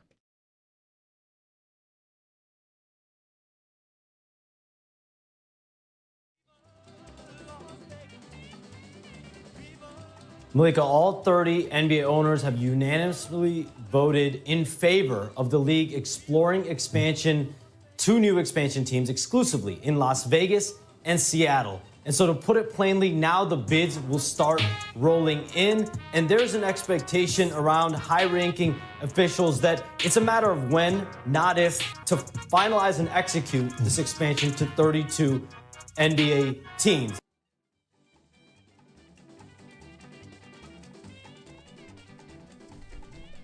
Expansion coming for the NBA. Vegas and Seattle. That's who's that? Shams Charania. Right. Mm-hmm. On the news of Vegas. I saw LeBron is out on the Vegas franchise idea. I think the is that right? The price got too high. Okay, well then we're going to have to eliminate one of the names that is of the 37 finalists. Oh, it was a LeBron related. Because for years it was he wanted to own a team there, and I guess it just got too expensive. Yeah, so we can take out. This is a real 33-1. The LeBrons. They won't be the LeBrons. Okay, they won't be the LeBrons. Take it out. They won't be the LeBrons. No. Here's what we're gonna do. There are 36 names remaining. I think in the course of LeBrons was on there. Yeah. I think in the course of 2 minutes we can eliminate. Well, let's do 36 of them. Okay. All right. As soon as you want it gone, I'm going to start at the longest shot. We'll work our way up. I do think that any gambling-based name should immediately be eliminated. They won't do it. All right. Let's start with some of the long shots. The dry heat. Out. Out. There's already a heat. That's right. There is the heat. You can't have the heat and the dry heat. You know what? Maybe I'm into it now. That's not bad. The degenerates. 0%. Don't think it's happening. Nope. No. The strip. Anyone want the Las Vegas strip? No. It's not happening. Roulette, out already. It's gambling. The Vegas nightlife.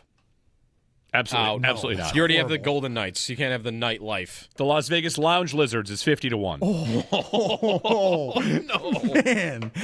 No I kind of, it's funny, but I might be here for lizards. Yeah. Maybe. Lizards, maybe. Not the lounge lizards. Lounge lizards. You have the lizards and the wizards.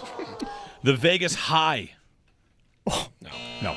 The Lions won't be allowed. No. Not allowed to copy team names anymore. They don't really do that. Although isn't like Lions and Tigers separate from that because everybody calls their team names the Lions and the Tigers? I mean, they couldn't be the Black Knights because of the Army Black Knights. But there's only one of those. There's 1,000 teams called the Lions. Well, there's one on the list that if they allow it, I think it works for me. The Invaders. Ooh. Alien themed. Area 51 is nearby. Call them the Vegas Vaders. Ooh. Then there's the Raiders and the Vaders. I don't want to veto that. No. I don't know if I'm ready to say no to that either. That Imperial March coming out. Oh, that could be good. All right, Invader stays. The Tarks, for Jerry Tarkanian, that's out. Yeah. The Las Vegas Silver. No. Out. Crown. Out. Area 51s. No. Dumb. Just do Invaders. Here's one I like. If they can, again, there's another team with this name. The Royals. I think it could work. That's all. I don't hate I think it. they have to get the Kings' permission on that, though, because the Rochester Royals won an NBA championship in Don't the 50s, forget about the I Kansas believe. City Royals. Yeah. Also, where they exist now, which is the Rebels. All right, we'll keep it for a moment. Keep it for now. Phantoms. I do like. Keep it for now. Phantom. I like Phantoms. Las Vegas Lights. No. The 702s. No, I don't like that. The Snakes. We're not doing snakes. It's too generic.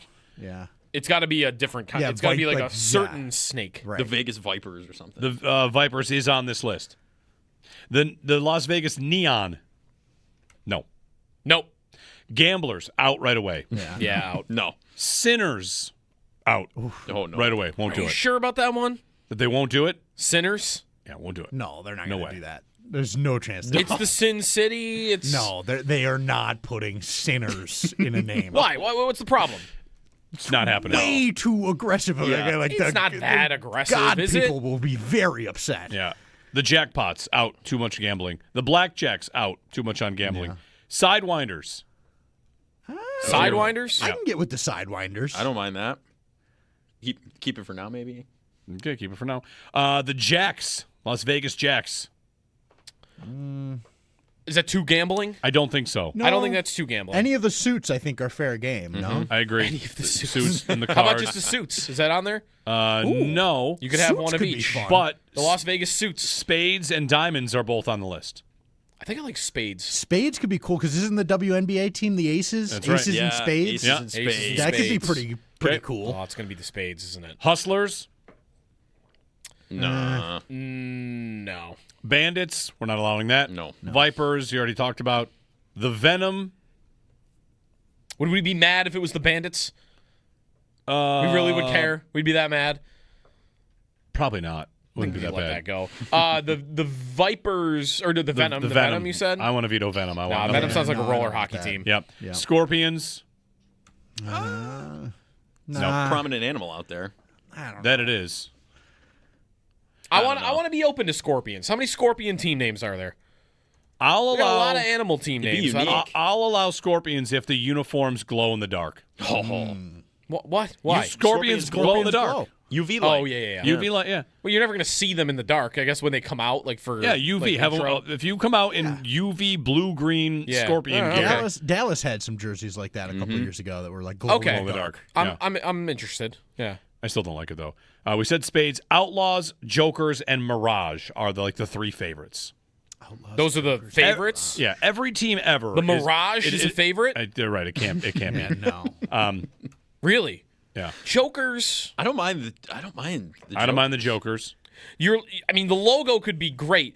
Thinking of the Finnish hockey team, Helsinki Jokerit, I've always loved their team logo. It's very cool. Yeah. Like you could have fun with it. Do you go color-wise, like the Joker colors, like the green well, that's or what, purple? Or like Jokerit is like red and yellow. I don't know if you want to go that aggressive, but you could. I like Jokers. Jokers and spades might be my two favorite. All right. Yeah, I like spades. With aces and spades is good. That's a good one. I think that they will be attracted to that idea. I warmed up to Scorpions, though. Mm-hmm. Just because they're glowing in the dark? Yeah.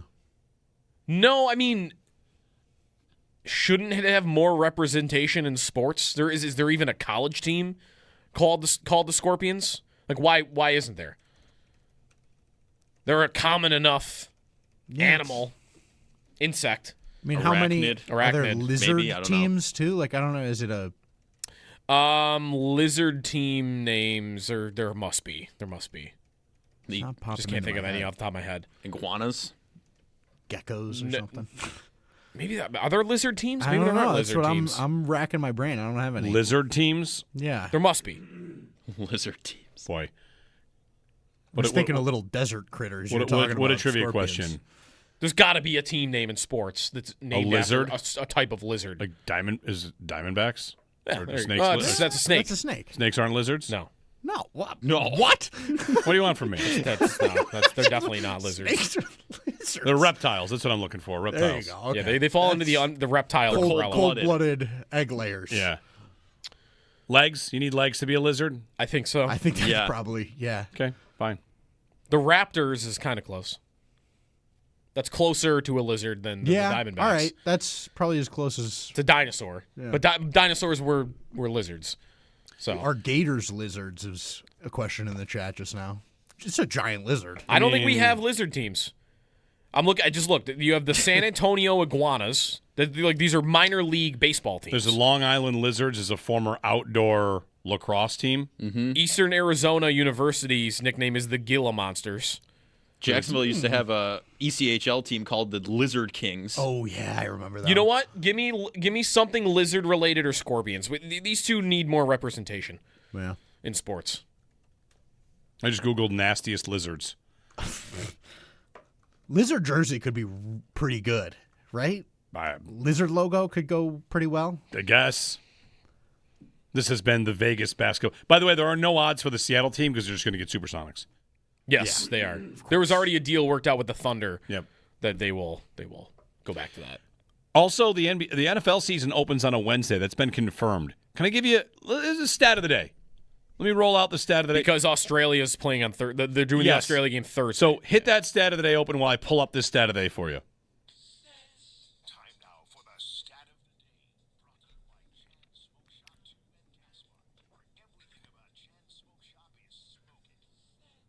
All right, now I'm just going to blindly trust this account from David Lombardi, who is writes for the San Francisco Standard, covers the Niners. Okay. He pointed out as the Niners and the Rams play in Australia, that's going to be on Thursday. Yep. That game's going to be 10:30 a.m.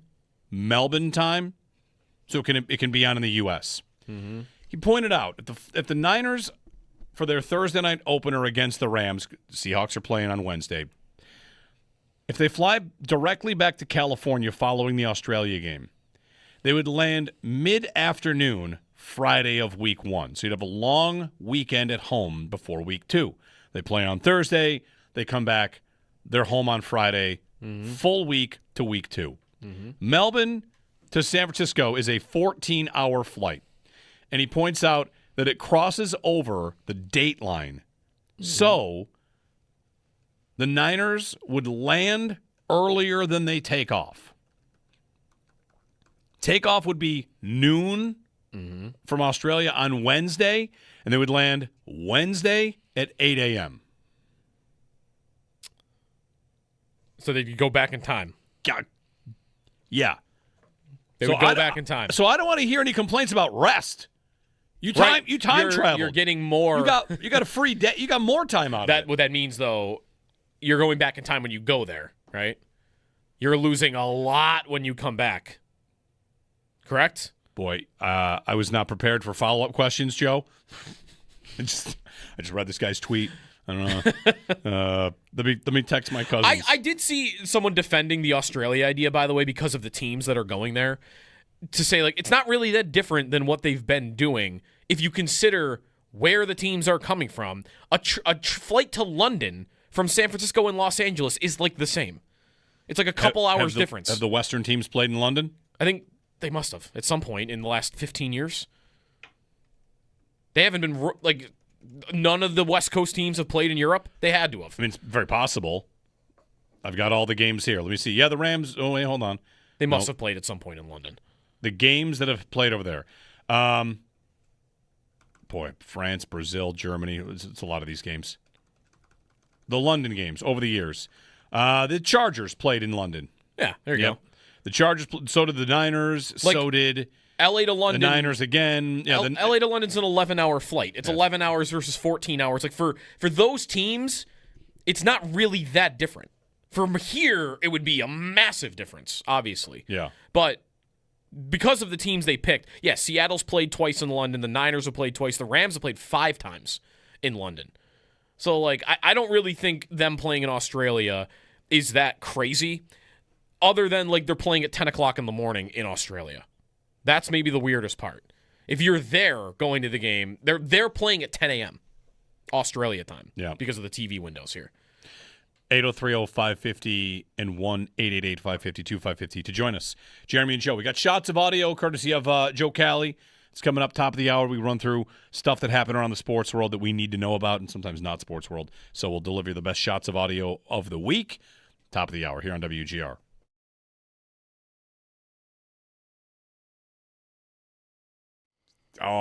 You want the short version, and then we'll get to the long version? Is the short version, it's the second game in a row they needed a save that they have been getting. Yes. They've been getting those saves, and they didn't in Anaheim, and they didn't last night. Yeah, I don't really know where Luukkonen was going there. He was trying to not have the puck bounce back off of him, off the wall, I assume. There's that one. I was thinking overtime. Okay, I mean, of course. The first one, I guess, it's Pasternak, but the first one was pretty good. The overtime would be the biggest one I would want back. The problem I have with the one that bounced off the back wall is if you look at him as he never picks it up, which, that's tough. Whatever. There's a screen, I guess. It happens. But as a goaltender, when you are outside of your net and you don't know where the puck is, you are trying to get back to your net. And to do that, you should probably get up with the leg that you can push on to get back to your net. And he did the opposite of that. Yeah. He got up with his inside, like his net side leg, which just took him further out of the net and just like, where are you going? Yeah. What? It's not where the play is. Going for a skate. And so that was tough. And, those 5-hole shots can often look worse than they are. That was not one of those. Like, that was just, he got fooled. He just got beat low, and it was not great. Yeah. They didn't really have it all night for me. No, that's true. Like I said, like the short version is. Yeah, right. They've been getting those. There are other points, of course. No, Lindy said yesterday that the first 2 periods were the worst 2 periods they've played in 3 months. And that is also why I'm not really taking the approach today of, well, maybe I don't want to play Boston. Yeah, right. I don't know. Lindy just said that was the worst 2 periods in 3 months, and they were down by 1. Yeah. And had the lead with a couple of minutes to go. And there were stretches I thought they were about to start rolling. Right. And you lost to them in a 3-on-3 overtime, which they can't figure out, which is not something they will play in the playoffs. Right.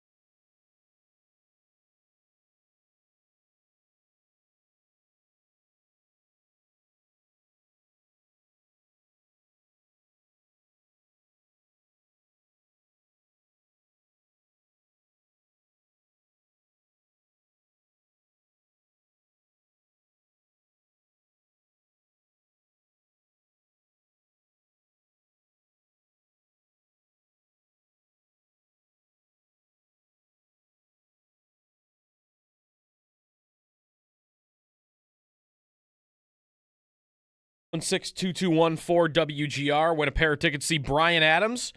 Special guest Neil Giraldo at KeyBank Center on Friday, August 14th. Courtesy of Live Nation. Tickets go on sale on Friday at 10 a.m. at Ticketmaster.com. Let's get a free agent signing today. What do you say, huh? Or there's another name. Oh, Skylar Bell. Skylar Bell. The UConn had their pro day yesterday. Skylar Bell for the Bills, wide receiver, third round. Good third-round idea. All right. Good third-round idea for Skylar Bell. He, at his pro day, put up good stuff in the shuttle, 3-cone, like short area quickness. Lots to like about Skylar Bell with that. So just a name to remember. It was a 6.65 on his 3-cone, which was number 1 amongst receivers at the combine. Short shuttle and 3-cone, very, very good. Skylar Bell, lots to like. Third-round pick, probably. Jeremy and Joe, shots of audio when we return. Back to it for the tournament today, too. NCAA tournament and opening day. Busy day in the sports world here on WGR. Meanwhile, during the break, Joe was going through some stuff like there's Myles Garrett news. Yeah. That might be news or setup news because they did some stuff with his contract. Yeah, they made a very, as all the cap guys were describing it, a strange modification to Myles Garrett's deal. Garrett and the Browns agreed to it. So I don't think this was not a restructure. This was a modified contract. So both parties were in agreement here. Because a restructure, you don't actually have to ask the player. Like, you just do it. That's not what happened here. All they did, I guess, was take money that you would get paid out to you in March, which is typical in the league. Like when roster options bonuses hit, usually all that hits like in the new league year. The Browns and Garrett agreed to push that off until September in the fall, which, like Jason from Over the Cap is going like, the only reason the Browns would do that, because they don't save any cap on that. Like if he's on the team, there's no difference to them cap-wise. And for Garrett, there's no difference other than when you get your money if you're on the Browns. You get it in March or you get it in the fall. Why wouldn't you just want it in March?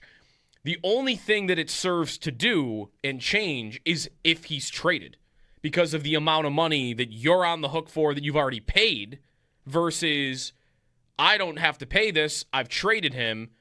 That option's not till September. The new team is going to have to pay that now.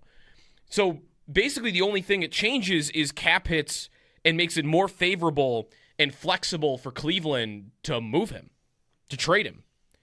So that is got me thinking, like, why would the only reason you would do it is to trade him? We already thought that the contract he signed was tradable when he did it last year.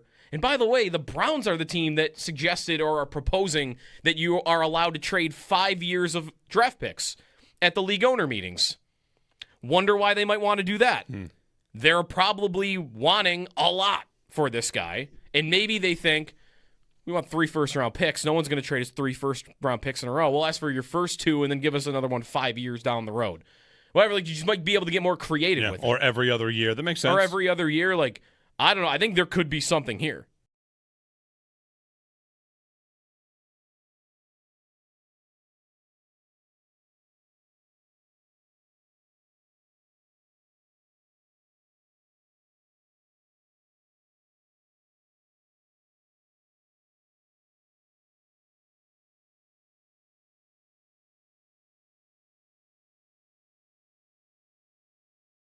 Would it be absurd, and this is one of those like, wait a minute, have I been abducted by aliens? Should they have been more truculent? Truculent. Zadorov did whatever he wanted. Yeah. Darlene opened with that dumb cross-check, and then that kind of disappeared. Yeah. Zadorov multiple times did what he wanted, and I'm waiting for anybody to go and just like say, well, that's not going to happen anymore, and it did not happen. Right, McLeod he got McLeod. That's the problem. The couple he got Doan up high, and that was nasty. That one. I tweeted last night during the game. Someone should go attempt to wreck Zadorov. I know it's not easy to do. Right. Yeah, wreck in what way? Like you want to drop a hit? You want Stanley to go find him? 2 nights ago, he was in the box for 10 minutes for what? For fighting and. Five for boarding on Tavares, and then he fought after Okay, that. fight him. Get him off the ice for 5 minutes. Fight him twice.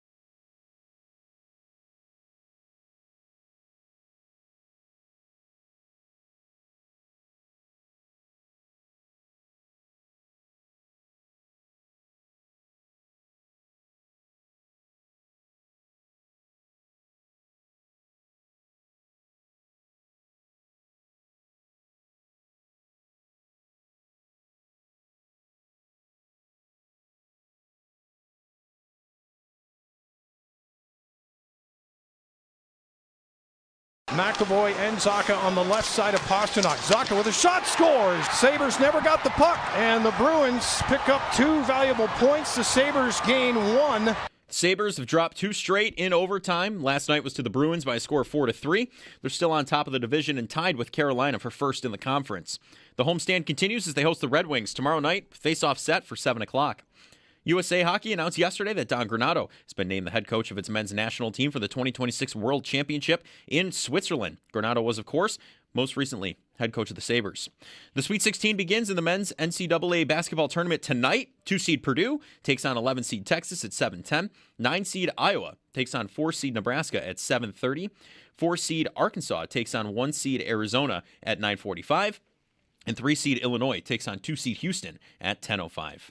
It's MLB opening day. Last night, the Yankees took down the Giants 7-0 to open the season. Some of the big games. The Mets host the Pirates at 1:15. And the Red Sox are on the road taking on Cincinnati at 4:10. And the Blue Jays will begin tomorrow hosting the Athletics. In the minors, the Buffalo Bisons season opens up tomorrow. They're hosting the Rail Riders.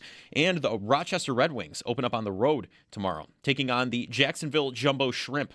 Looking around the NFL, ESPN's Kevin Seifert, he reports that the NFL and Referees Association broke off labor talks yesterday amid an impasse.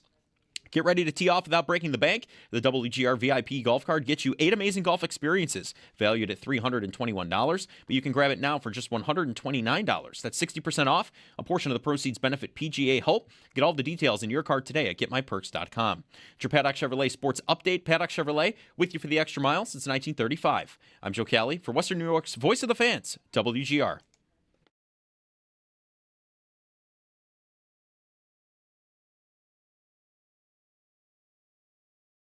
33 to go on the power play. Thompson, look out at the blue line.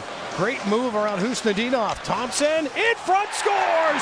Thompson and Zucker combine, and Jason gets the goal to tie the game at 1 apiece.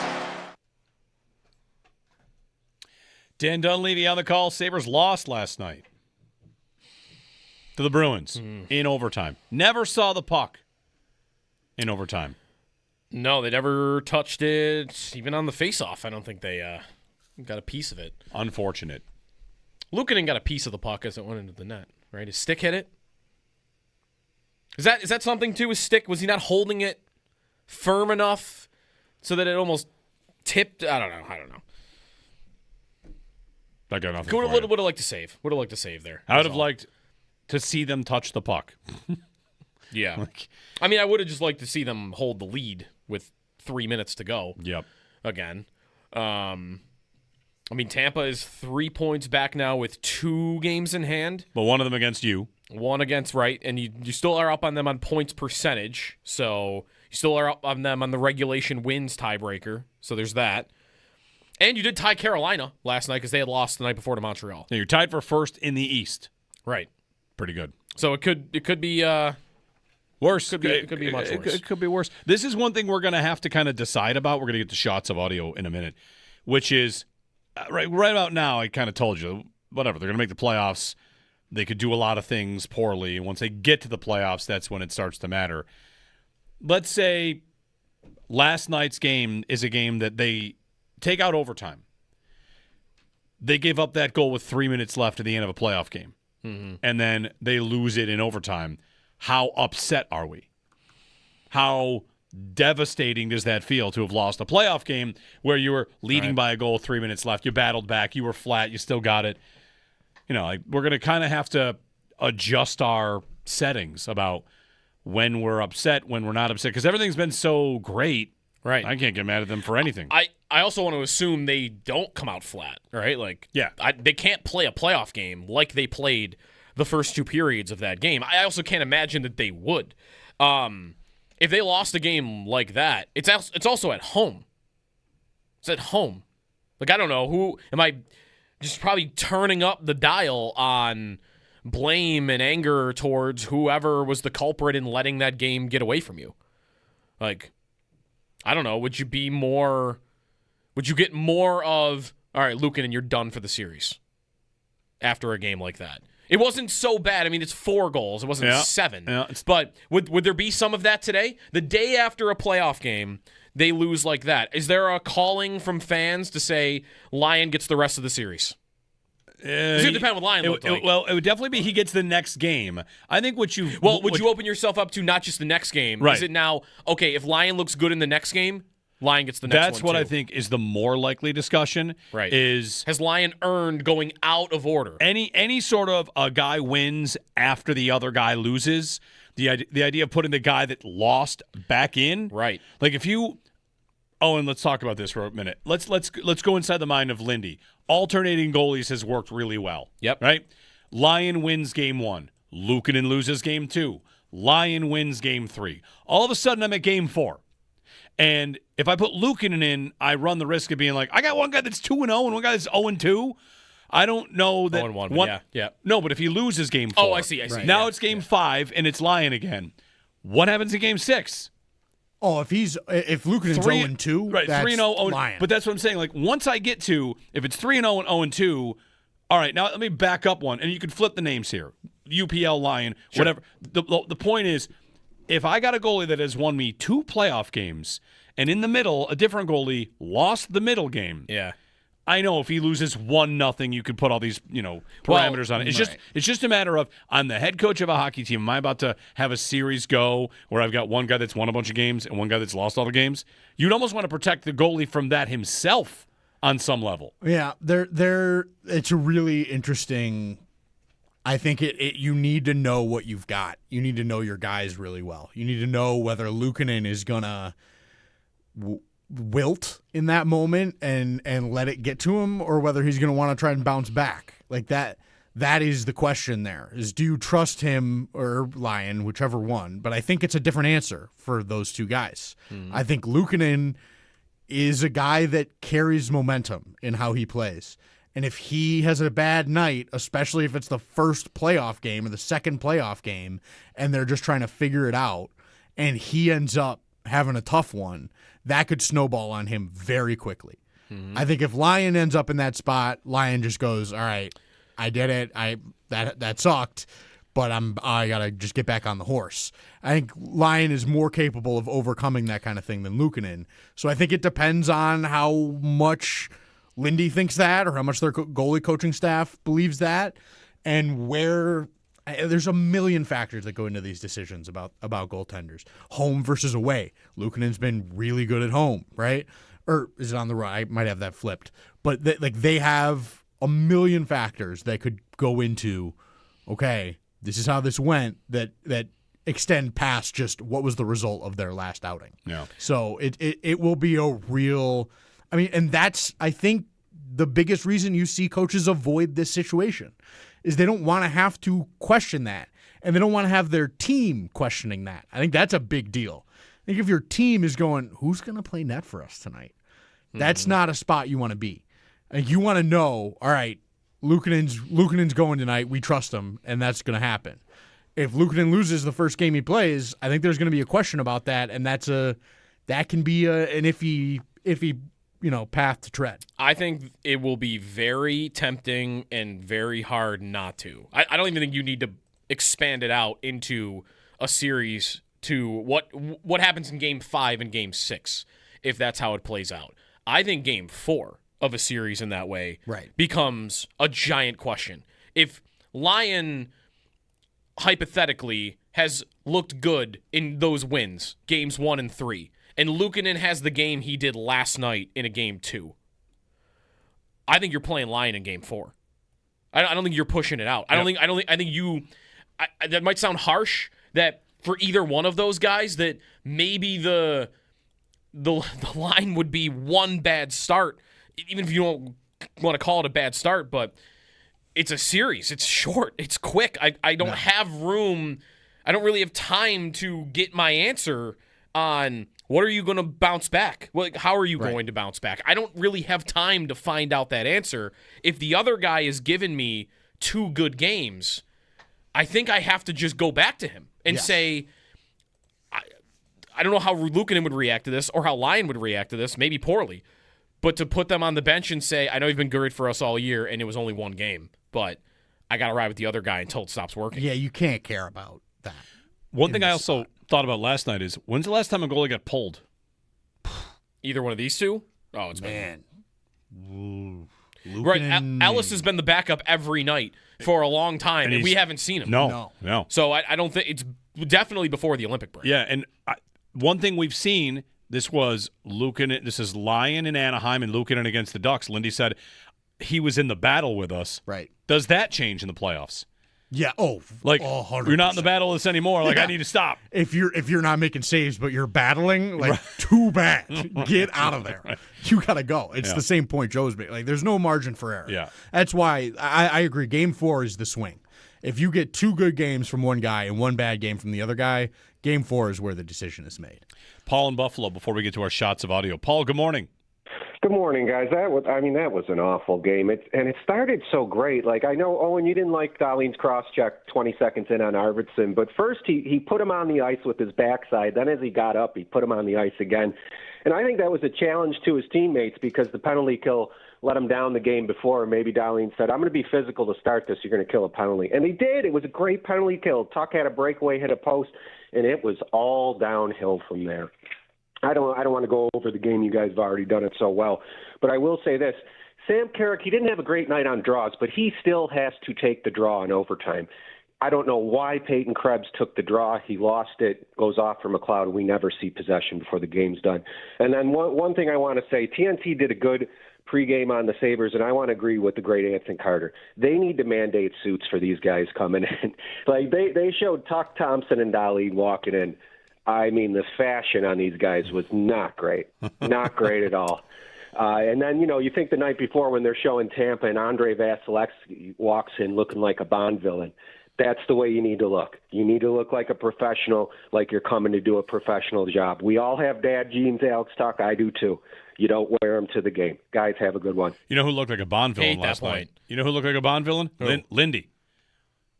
Lindy did. All black, like Johnny Cash. I think they have got a rock-solid fashion game going when they walk in. I did not see what they were doing last night, but Lindy's had a real sort of nasty dark shirt under the dark suit look going all year, and I really have rocked with it. It's a choice, I think. It's a good look. I mean, Timmons got a leather jacket on, and they did great. They did great last night. I don't need suits and ties. Whose fault was it last night? Was it the dog? They brought the dog back to the game. Oh, yeah. Quickly, I'm not blaming the dog. On the face-off point, the Krebs, Carrick, I mentioned this earlier, it's the handedness. Krebs is a lefty, Carrick's a righty. Right. They were probably wanting to match the handedness because that's a really, really big advantage in face-off, percentage. Yep. So just a PSA there. Paul made a point, by the way, in the chat, too, that I made earlier, which was last night the kind of game where I could have just asked Logan Stanley to go get in a fight? I think it was. Didn't they need to wake up? Like, hey, let's fire things up here. Go grab Zadorov and fight him. Or, I mean, it can't be him, but aren't you here for that? Not just to respond, but I've seen this guy take a couple liberties with my players. Just go fight that guy. And, fire up the crowd. This is coming from me, who is like, I'm not here telling you to fight really ever. It's fine. You don't really need to do that. But if you're ever going to do that, felt like last night's game would have been a good one to do it. Like, let's wake up a little bit. Yeah. There was one guy that Paul Hamilton mentioned earlier that had a really rough night last night, and I said was on the hook for the game-winning goal the previous game, or the game-tying goal the previous game. McLeod has not looked good for a couple of games. Might only be a couple of games. Paul said it was his worst game as a Sabre. Yeah. I never mention him whenever I wonder if this guy can continue it into the playoffs. Jack Quinn comes up. I've thought about Benson a little bit just because of size. Can this guy translate his game from the regular season to the postseason? That was the number one complaint about Ryan McLeod when he was in Edmonton. When we had Tom Gazzola on from Edmonton, it was love the player, fast, good defensively, good bottom six guy. He got erased in the playoffs and got bullied out of it, and Edmonton ended up limiting his minutes to under 10 minutes a night and then eventually healthy scratching him at some point. And that probably led to him being expendable and them saying, yeah, we're not paying you. Even if it's a $3 million, $4 million a year, we're going to try to trade you. So maybe he is somebody to keep an eye on for that. He has a reputation for not being physical at all. I have never cared about that because he's like the second fastest skater in hockey. But he would be someone just to keep an eye on, I think, for does his game work in the postseason, or is that somebody that you have to, hopefully not, but you have to limit the minutes. 803-0550. Let's get to our weekly segment we do on Thursdays. It's called Shots of Audio, and it's time now for the Outlet Liquor Best Shots of Audio, powered by Outlet Liquor. It's the best place to buy a case. When you start.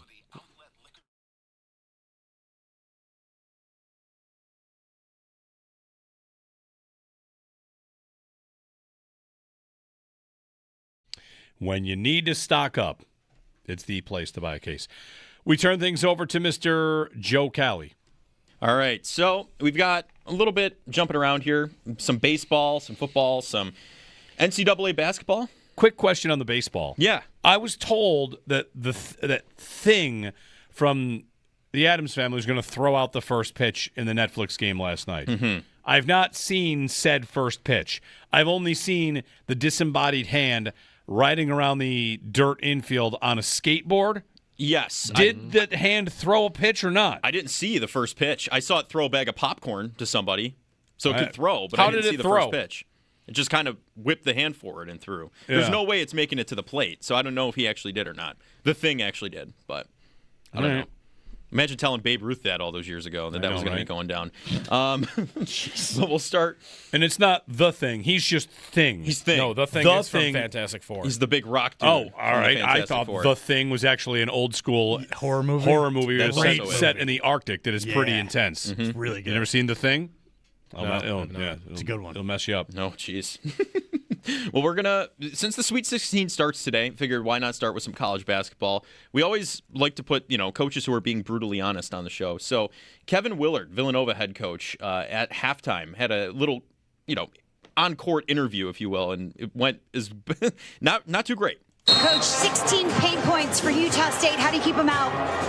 I'm going to fire my staff because we've... Not now. Yeah, I am, because we've given up 8 points on underneath that bounds defense. So the only thing I'm going to do is fire them and get a new staff. All right, go do that now. Big loser energy, that guy. Mm-hmm. Major loser energy. How, if you're the staff... Did he fire the staff? No, I don't think so.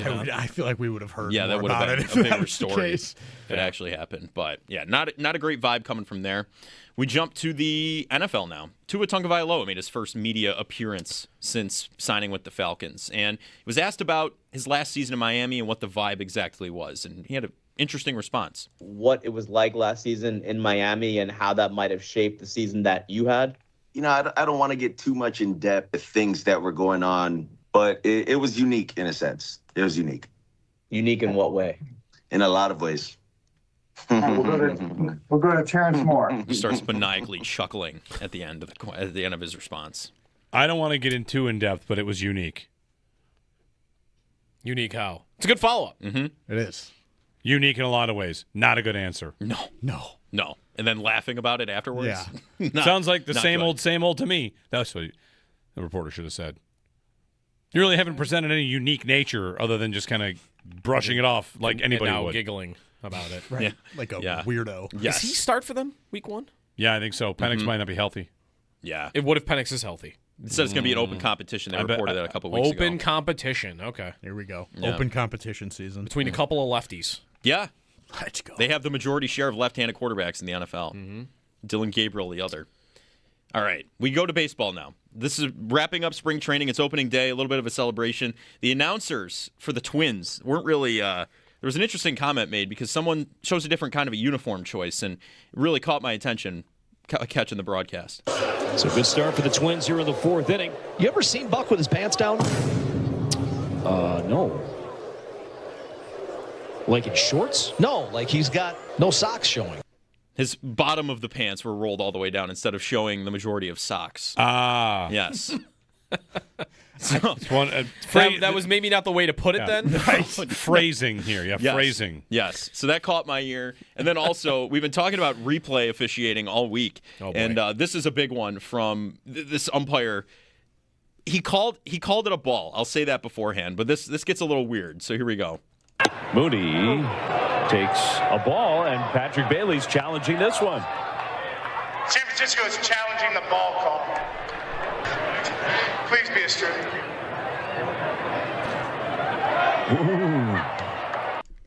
If I am ever at a Major League Baseball game that a ball and strike gets challenged, I will leave. Well, he said, please be a strike. The ref was hot mic'd. After calling it a ball, he goes, please be a strike. With his mic on. He left his mic on. Why? Because it was bottom of the top of the fourth, 2 outs. That would have been strike 3, probably gone to the bottom part of the inning. He's like anyone. Just wants to get through the day, I guess. But he called it a ball and then said, please be a strike while it was being challenged. Right, but you're rooting for yourself to be wrong. Mm-hmm. That's what blows my mind about it. Like, why? I could not believe it. I had to watch it like 4 times to make sure, but that is true. Were there like there were a bunch of challenges last night, weren't there?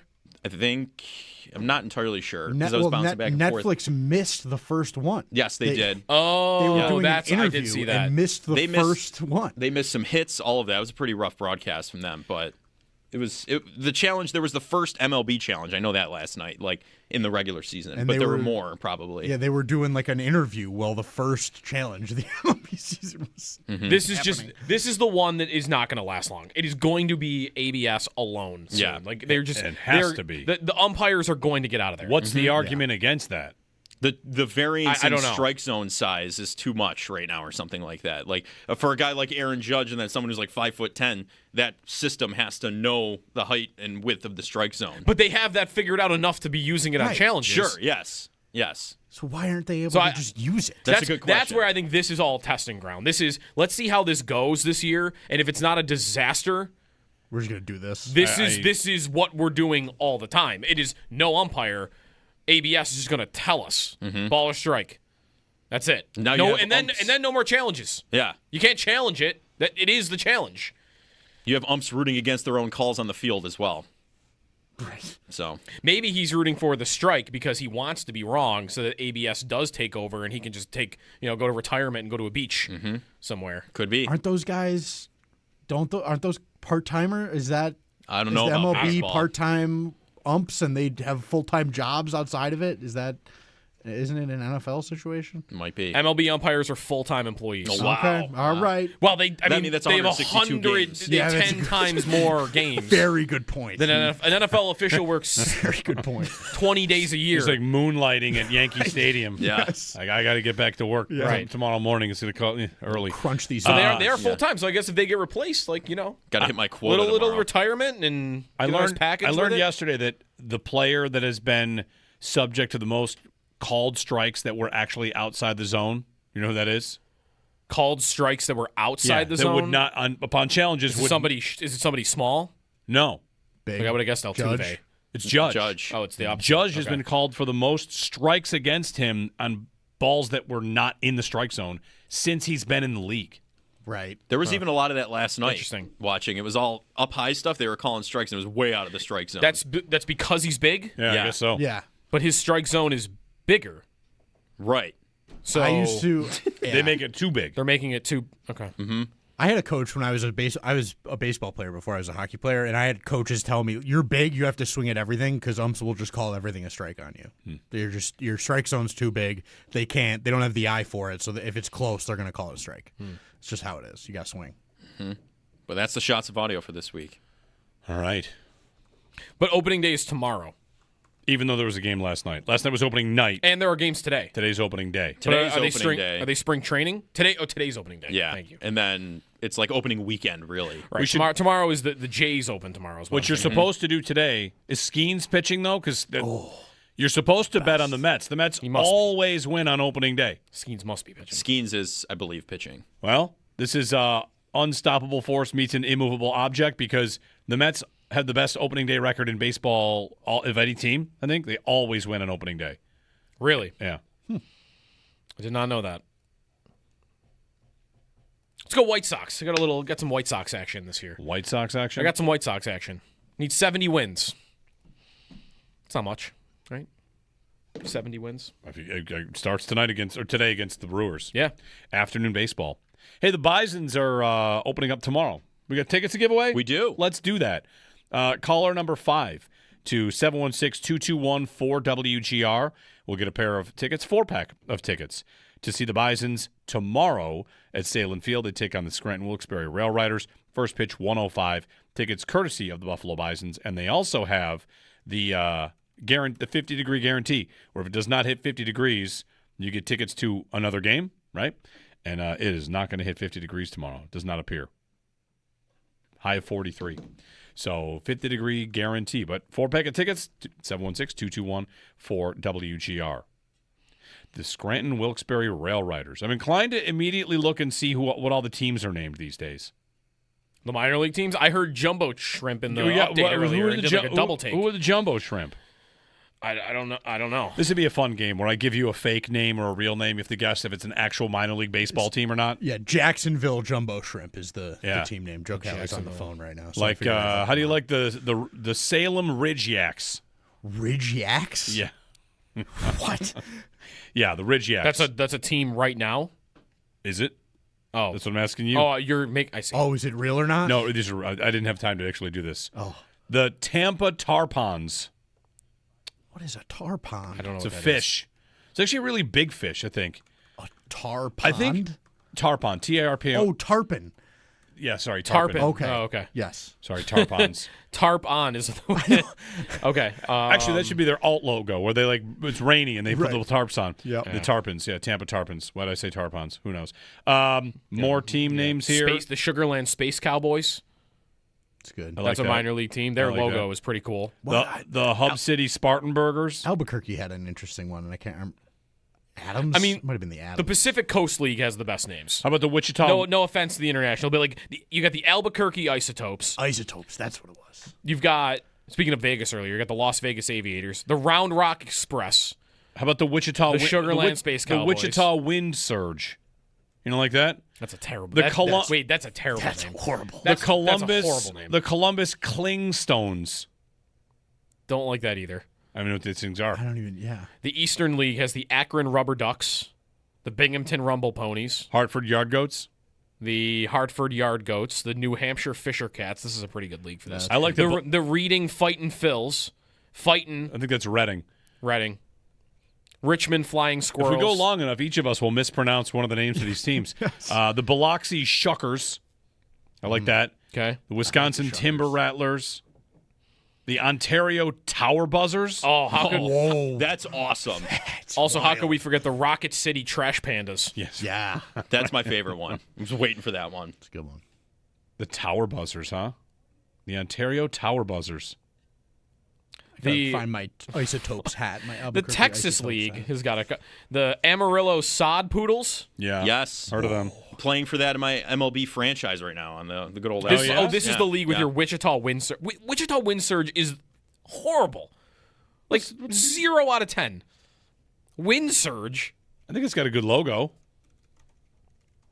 All right, the logo's not bad. Yeah, it's a flying horse and a W. I think it's cool. The Wind Surge. Be the Pegasus then or something. You love referencing Pegasus on this show. This is your second time in 5 years. Second Pegasus reference. That's a lot. In the history of sports radio, the name Pegasus ever has been said probably 3 times ever, and you got 2 of them. I mean, it's a horse with wings. What else do I call it? That is what that's called. A horse with wings. If I see a horse with wings, it's not a Pegasus. Right. Sorry, there's one Pegasus. That's the mistake I always make. There's no flock of Pegasus. It's a unique creature. It's known as a winged horse. That's what I found. Everyone knows what I mean when I say a Pegasus, even if there is only one. Yeah, Pegasus is the most famous winged horse. Yes. Okay. Who's second? The horse that's in the production company from like the 80s. Oh yeah. That might actually be Pegasus. Who knows? I don't know think if that it's, I'm assuming the winged horse in the Disney edition of Hercules just Pegasus. Yeah. Okay. I think that's the same probably, universe. Yeah. Right. Pegasus had a good agent. He was all over the place. I looked up famous winged horses in mythology. Fledge. All right, there's from 2. Narnia. Fledge. Yep. Okay. Everyone else is some iteration of Pegasus, it looks like. But you got Fledge. Pegasus was later turned into a constellation by Zeus, so. now right. in the stars. Right. Everybody knows that. Of course. The great banishing of I really want to The other thing about baseball back, not just the minor league baseball team names, but all these places that have food items. Yeah. That are. Do you see the Mets like soft serve chocolate ice cream cone and a toilet one that they have? I have not I'll have seen to show you that. Cannot be real. What? No, it's real. That It's absolutely cannot I be saw real. it. I know there's no such thing as fooling anyone on the internet with AI these days. That cannot I'll be find real. it for you. I'm telling you, it's real. They had one in a helmet that I remember like last year. No, I'm telling you, this is real. Did you see the one? I'm like 90% sure. The 9 hot dogs, 9 beers, but it's just 1 beer in 9 tiny glasses. Oh, is that right? Yes. I know they're little baby hot dogs. They're little baby hot dogs and little tiny baby shooter glasses that you can drink one giant. It's like beer like in. a Timu 9 beer. Yeah, I've been fooled. Yeah. I've been fooled Fake. by the internet. No, get got. That's right. Reset the counter. Man, I'm usually good at not. Everybody. The Mariners do not have a big dumper Sunday, which is what it is. Dumper Sunday. Well, did you Apologies to the Mariners. Do you see what the Rockies have? They have a hot dog called Glizzilla. Oh, no, I'm in. All right. A massive 2-foot, 1-pound hot dog introduced by the Colorado Rockies. A pound of hot dog? Mm-hmm. Man. Yep. I got to see what's on it, What though. kind of behemoth is scarfing 2 pounds of hot dog down? Glizilla. Oh, my I like it. goodness.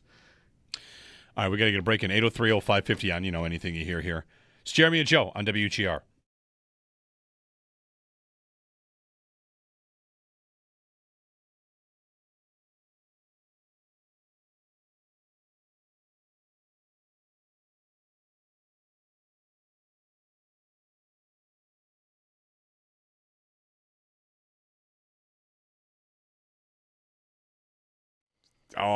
You want the short version, and then we'll get to the long version? Is the short version, it's the second game in a row they needed a save that they have been getting.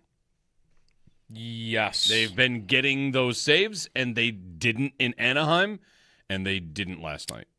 Yeah, I don't really know where Luukkonen was going there. He was trying to not have the puck bounce back off of him, off the wall, I assume. There's that one. I was thinking overtime. Okay, I mean, of course. Yeah.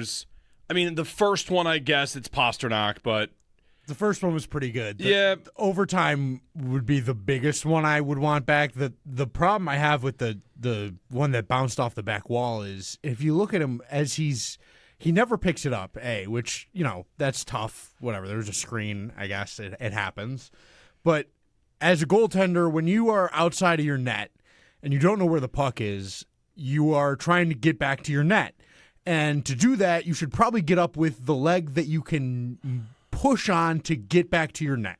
And he did the opposite of that. Yeah. He got up with his inside, like his net side leg, which just took him further out of the net and just like, where are you going? Yeah. Right. That's not where the play is. Going for a skate. And so that was tough. And, those 5-hole shots can often look worse than they are.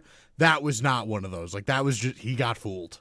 He just got beat low, and it was not great. Yeah. They didn't really have it all night for me. No, that's true. Like I said, like the short version is. Yeah, right. They've been getting those. There are other points, of course. No, Lindy said yesterday that the first two periods were the worst two periods they've played in 3 months. And that is also why I'm not really taking the approach today of, well, maybe I don't want to play Boston. Yeah, right. I don't know. Lindy just said that was the worst two periods in 3 months, and they were down by 1. Yeah. And had the lead with a couple of minutes to go. And there were stretches I thought they were about to start rolling. Right. And you lost to them in a 3-on-3 overtime, which they can't figure out, which is not something they will play in the playoffs. Right.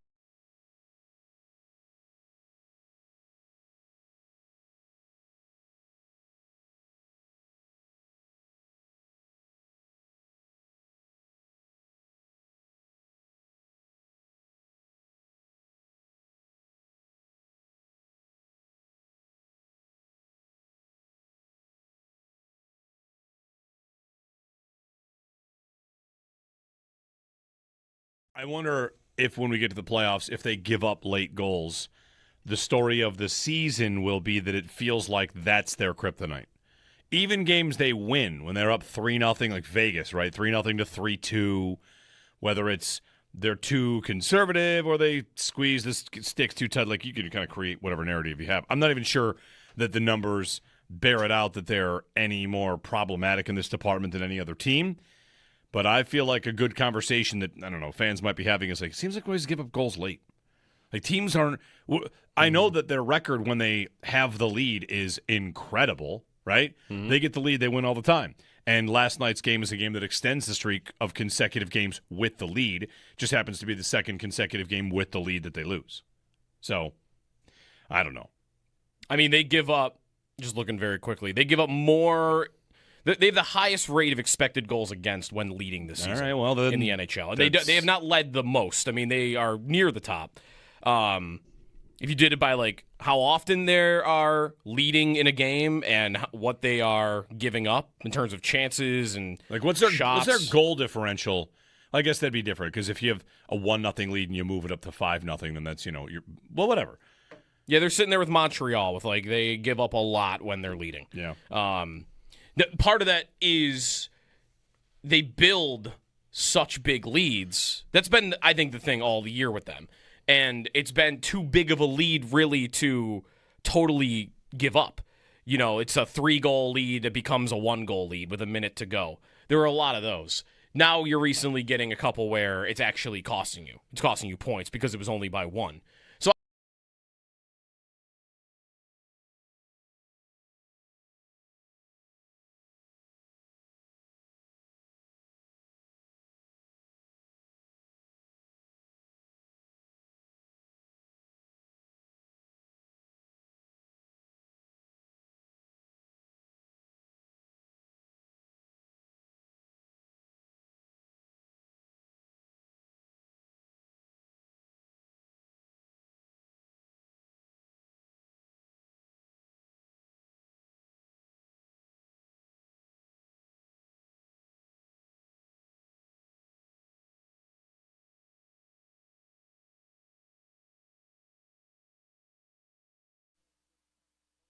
welcome home to Carolina Matovak, the fiance of our captain, Rasmus Dahlin. She is back with us, attending her first game of the season. The Saberhood loves you, Carolina. Great moment last night at KeyBank Center. Of course, the two of them been through a lot. It was awesome. Yep, great moment. Glad the Sabres did that. Showed it on TNT. Mm-hmm. Very, very cool. Good for them. Jeremy and Joe, good morning, everybody. Sabres lost last night to the Bruins. You probably know that by now. And then they next played Detroit. Out-of-town scoreboard tonight. What do we got? Anything to watch? Who to root for? It's funny, like the Sabres have played their way past a lot of these big, high-leverage games. Because tonight, Blue Jackets, Montreal, Ottawa, Pittsburgh. Tampa does play against the Kraken.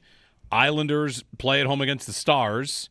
Yep. And you've also got the that's about it for us. Yeah, that's the Flyers. Really, the Flyers are in the Flyers are in like Caps played. Got to go crazy mode to make a playoff run. Right. I've kind of tuned out the very bottom because we're not worried about missing out on the second wild card spot at this point for the Sabres. Yeah, so losing a point for the Sabres is not that big of a deal. They've separated. Whereas like if tonight Ottawa and Pittsburgh have that same game, whoever loses the point might feel like, that could be bad news. For sure. I'm the biggest thing I'm watching is Tampa, B, like what's Ottawa up to? Like, can they survive without Shabbat and Sanderson, who are both hurt for them right now? Like, that is really tough, but they are still just. They keep winning. That Yakimchuk kid played his first game the other day. Did you see the pass he made on the blue line on the game? Oh my goodness! His first game in the NHL, he's getting bared down on the blue line, and he goes backhand between the legs, no look pass, D to D, last guy back,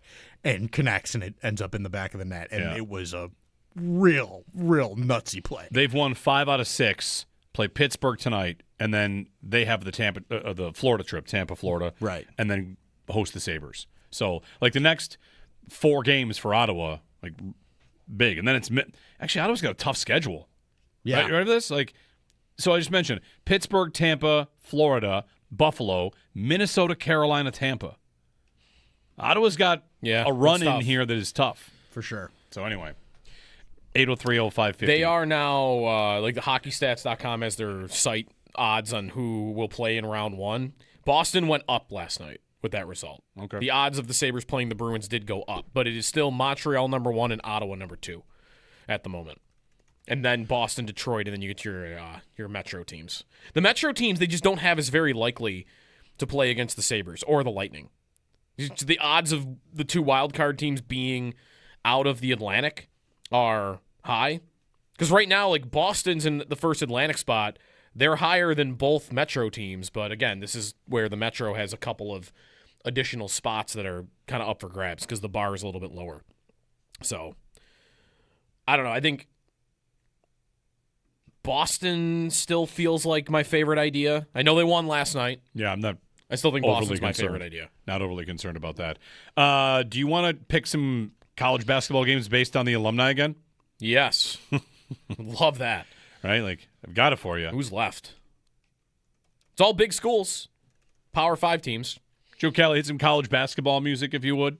In fact, I don't think we've had Power 5. We've been having a mid-major in the Sweet 16 in 2 years. Yeah. It's time for college basketball. Oh, the souped-up version. This one.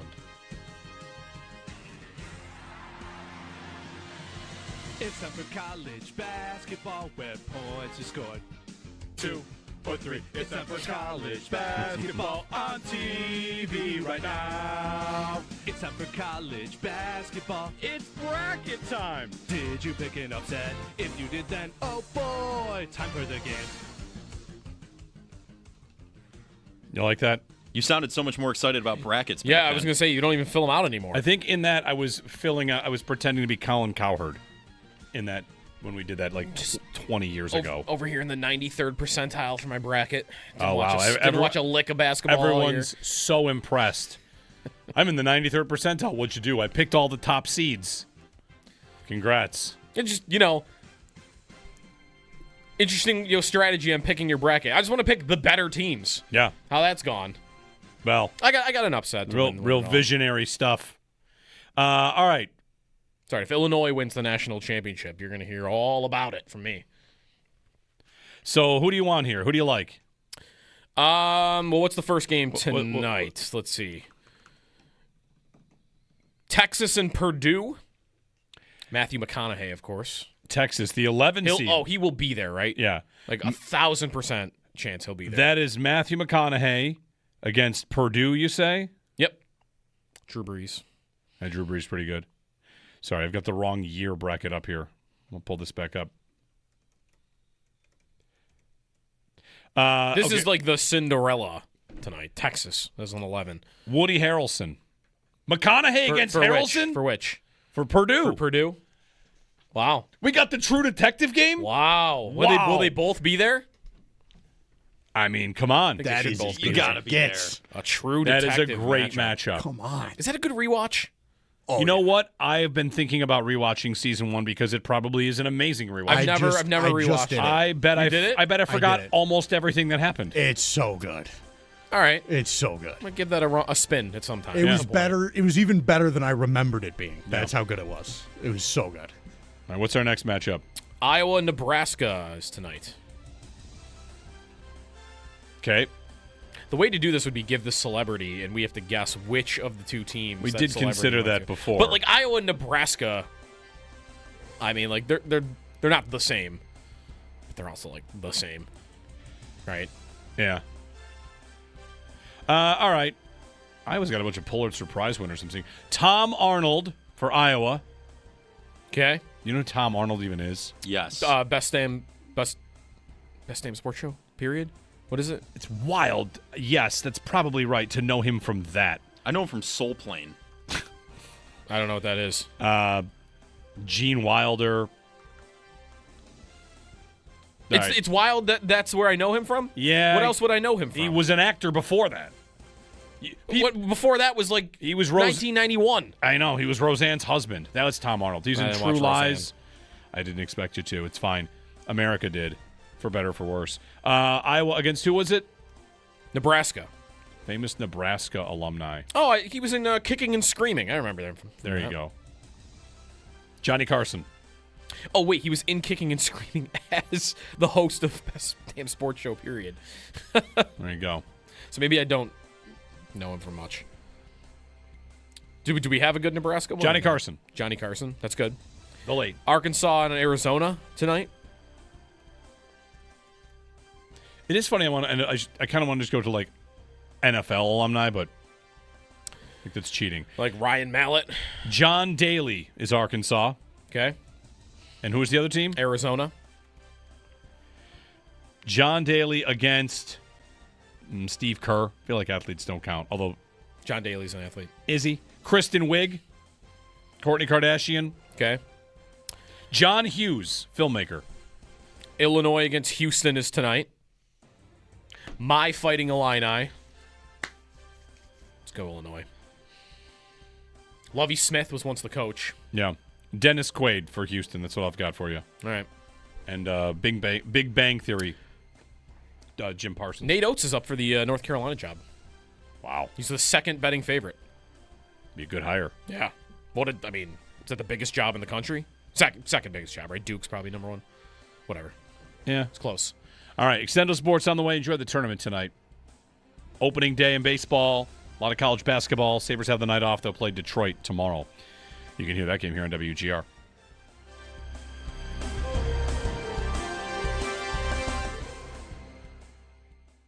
Meanwhile, during the break, Joe's going through some stuff like there's Myles Garrett news. Yeah. That might be news or setup news because they did some stuff with his contract. Yeah, they made as all the cap guys were describing it, a strange modification to Myles Garrett's deal. Garrett and the Browns agreed to it. So I don't think this was not a restructure. This was a modified contract. So both parties were in agreement here. Because a restructure, you don't actually have to ask the player. Like, you just do it. That's not what happened here. All they did, I guess, was take money that you would get paid out to you in March, which is typical in the league. Like when roster bonuses hit, Yeah. Usually all that hits like in the new league year. The Browns and Garrett agreed to push that off until September in the fall, which, like Jason from Over the Cap is going like, the only reason the Browns would do that, because they don't save any cap on that. Like if he's on the team, there's no difference to them cap-wise.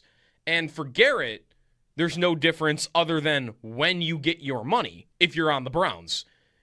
You get it in March or you get it in the fall. Why wouldn't you just want it in March? The only thing that it serves to do and change is if he's traded, because of the amount of money that you're on the hook for that you've already paid versus I don't have to pay this. I've traded him.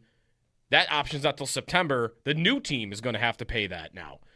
So basically the only thing it changes is cap hits and makes it more favorable and flexible for Cleveland to move him, to trade him. So that got me thinking, like, why would the only reason you would do it is to trade him? We already thought that the contract he signed was tradable when he did it last year. And by the way, the Browns are the team that suggested or are proposing that you are allowed to trade 5 years of draft picks at the league owner meetings. Wonder why they might want to do that. They're probably wanting a lot for this guy. And maybe they think, we want 3 first-round picks. No one's going to trade us 3 first-round picks in a row. We'll ask for your first 2 and then give us another one 5 years down the road. Whatever, like, you just might be able to get more creative with it. Or every other year. That makes sense. Or every other year. Like, I don't know. I think there could be something here.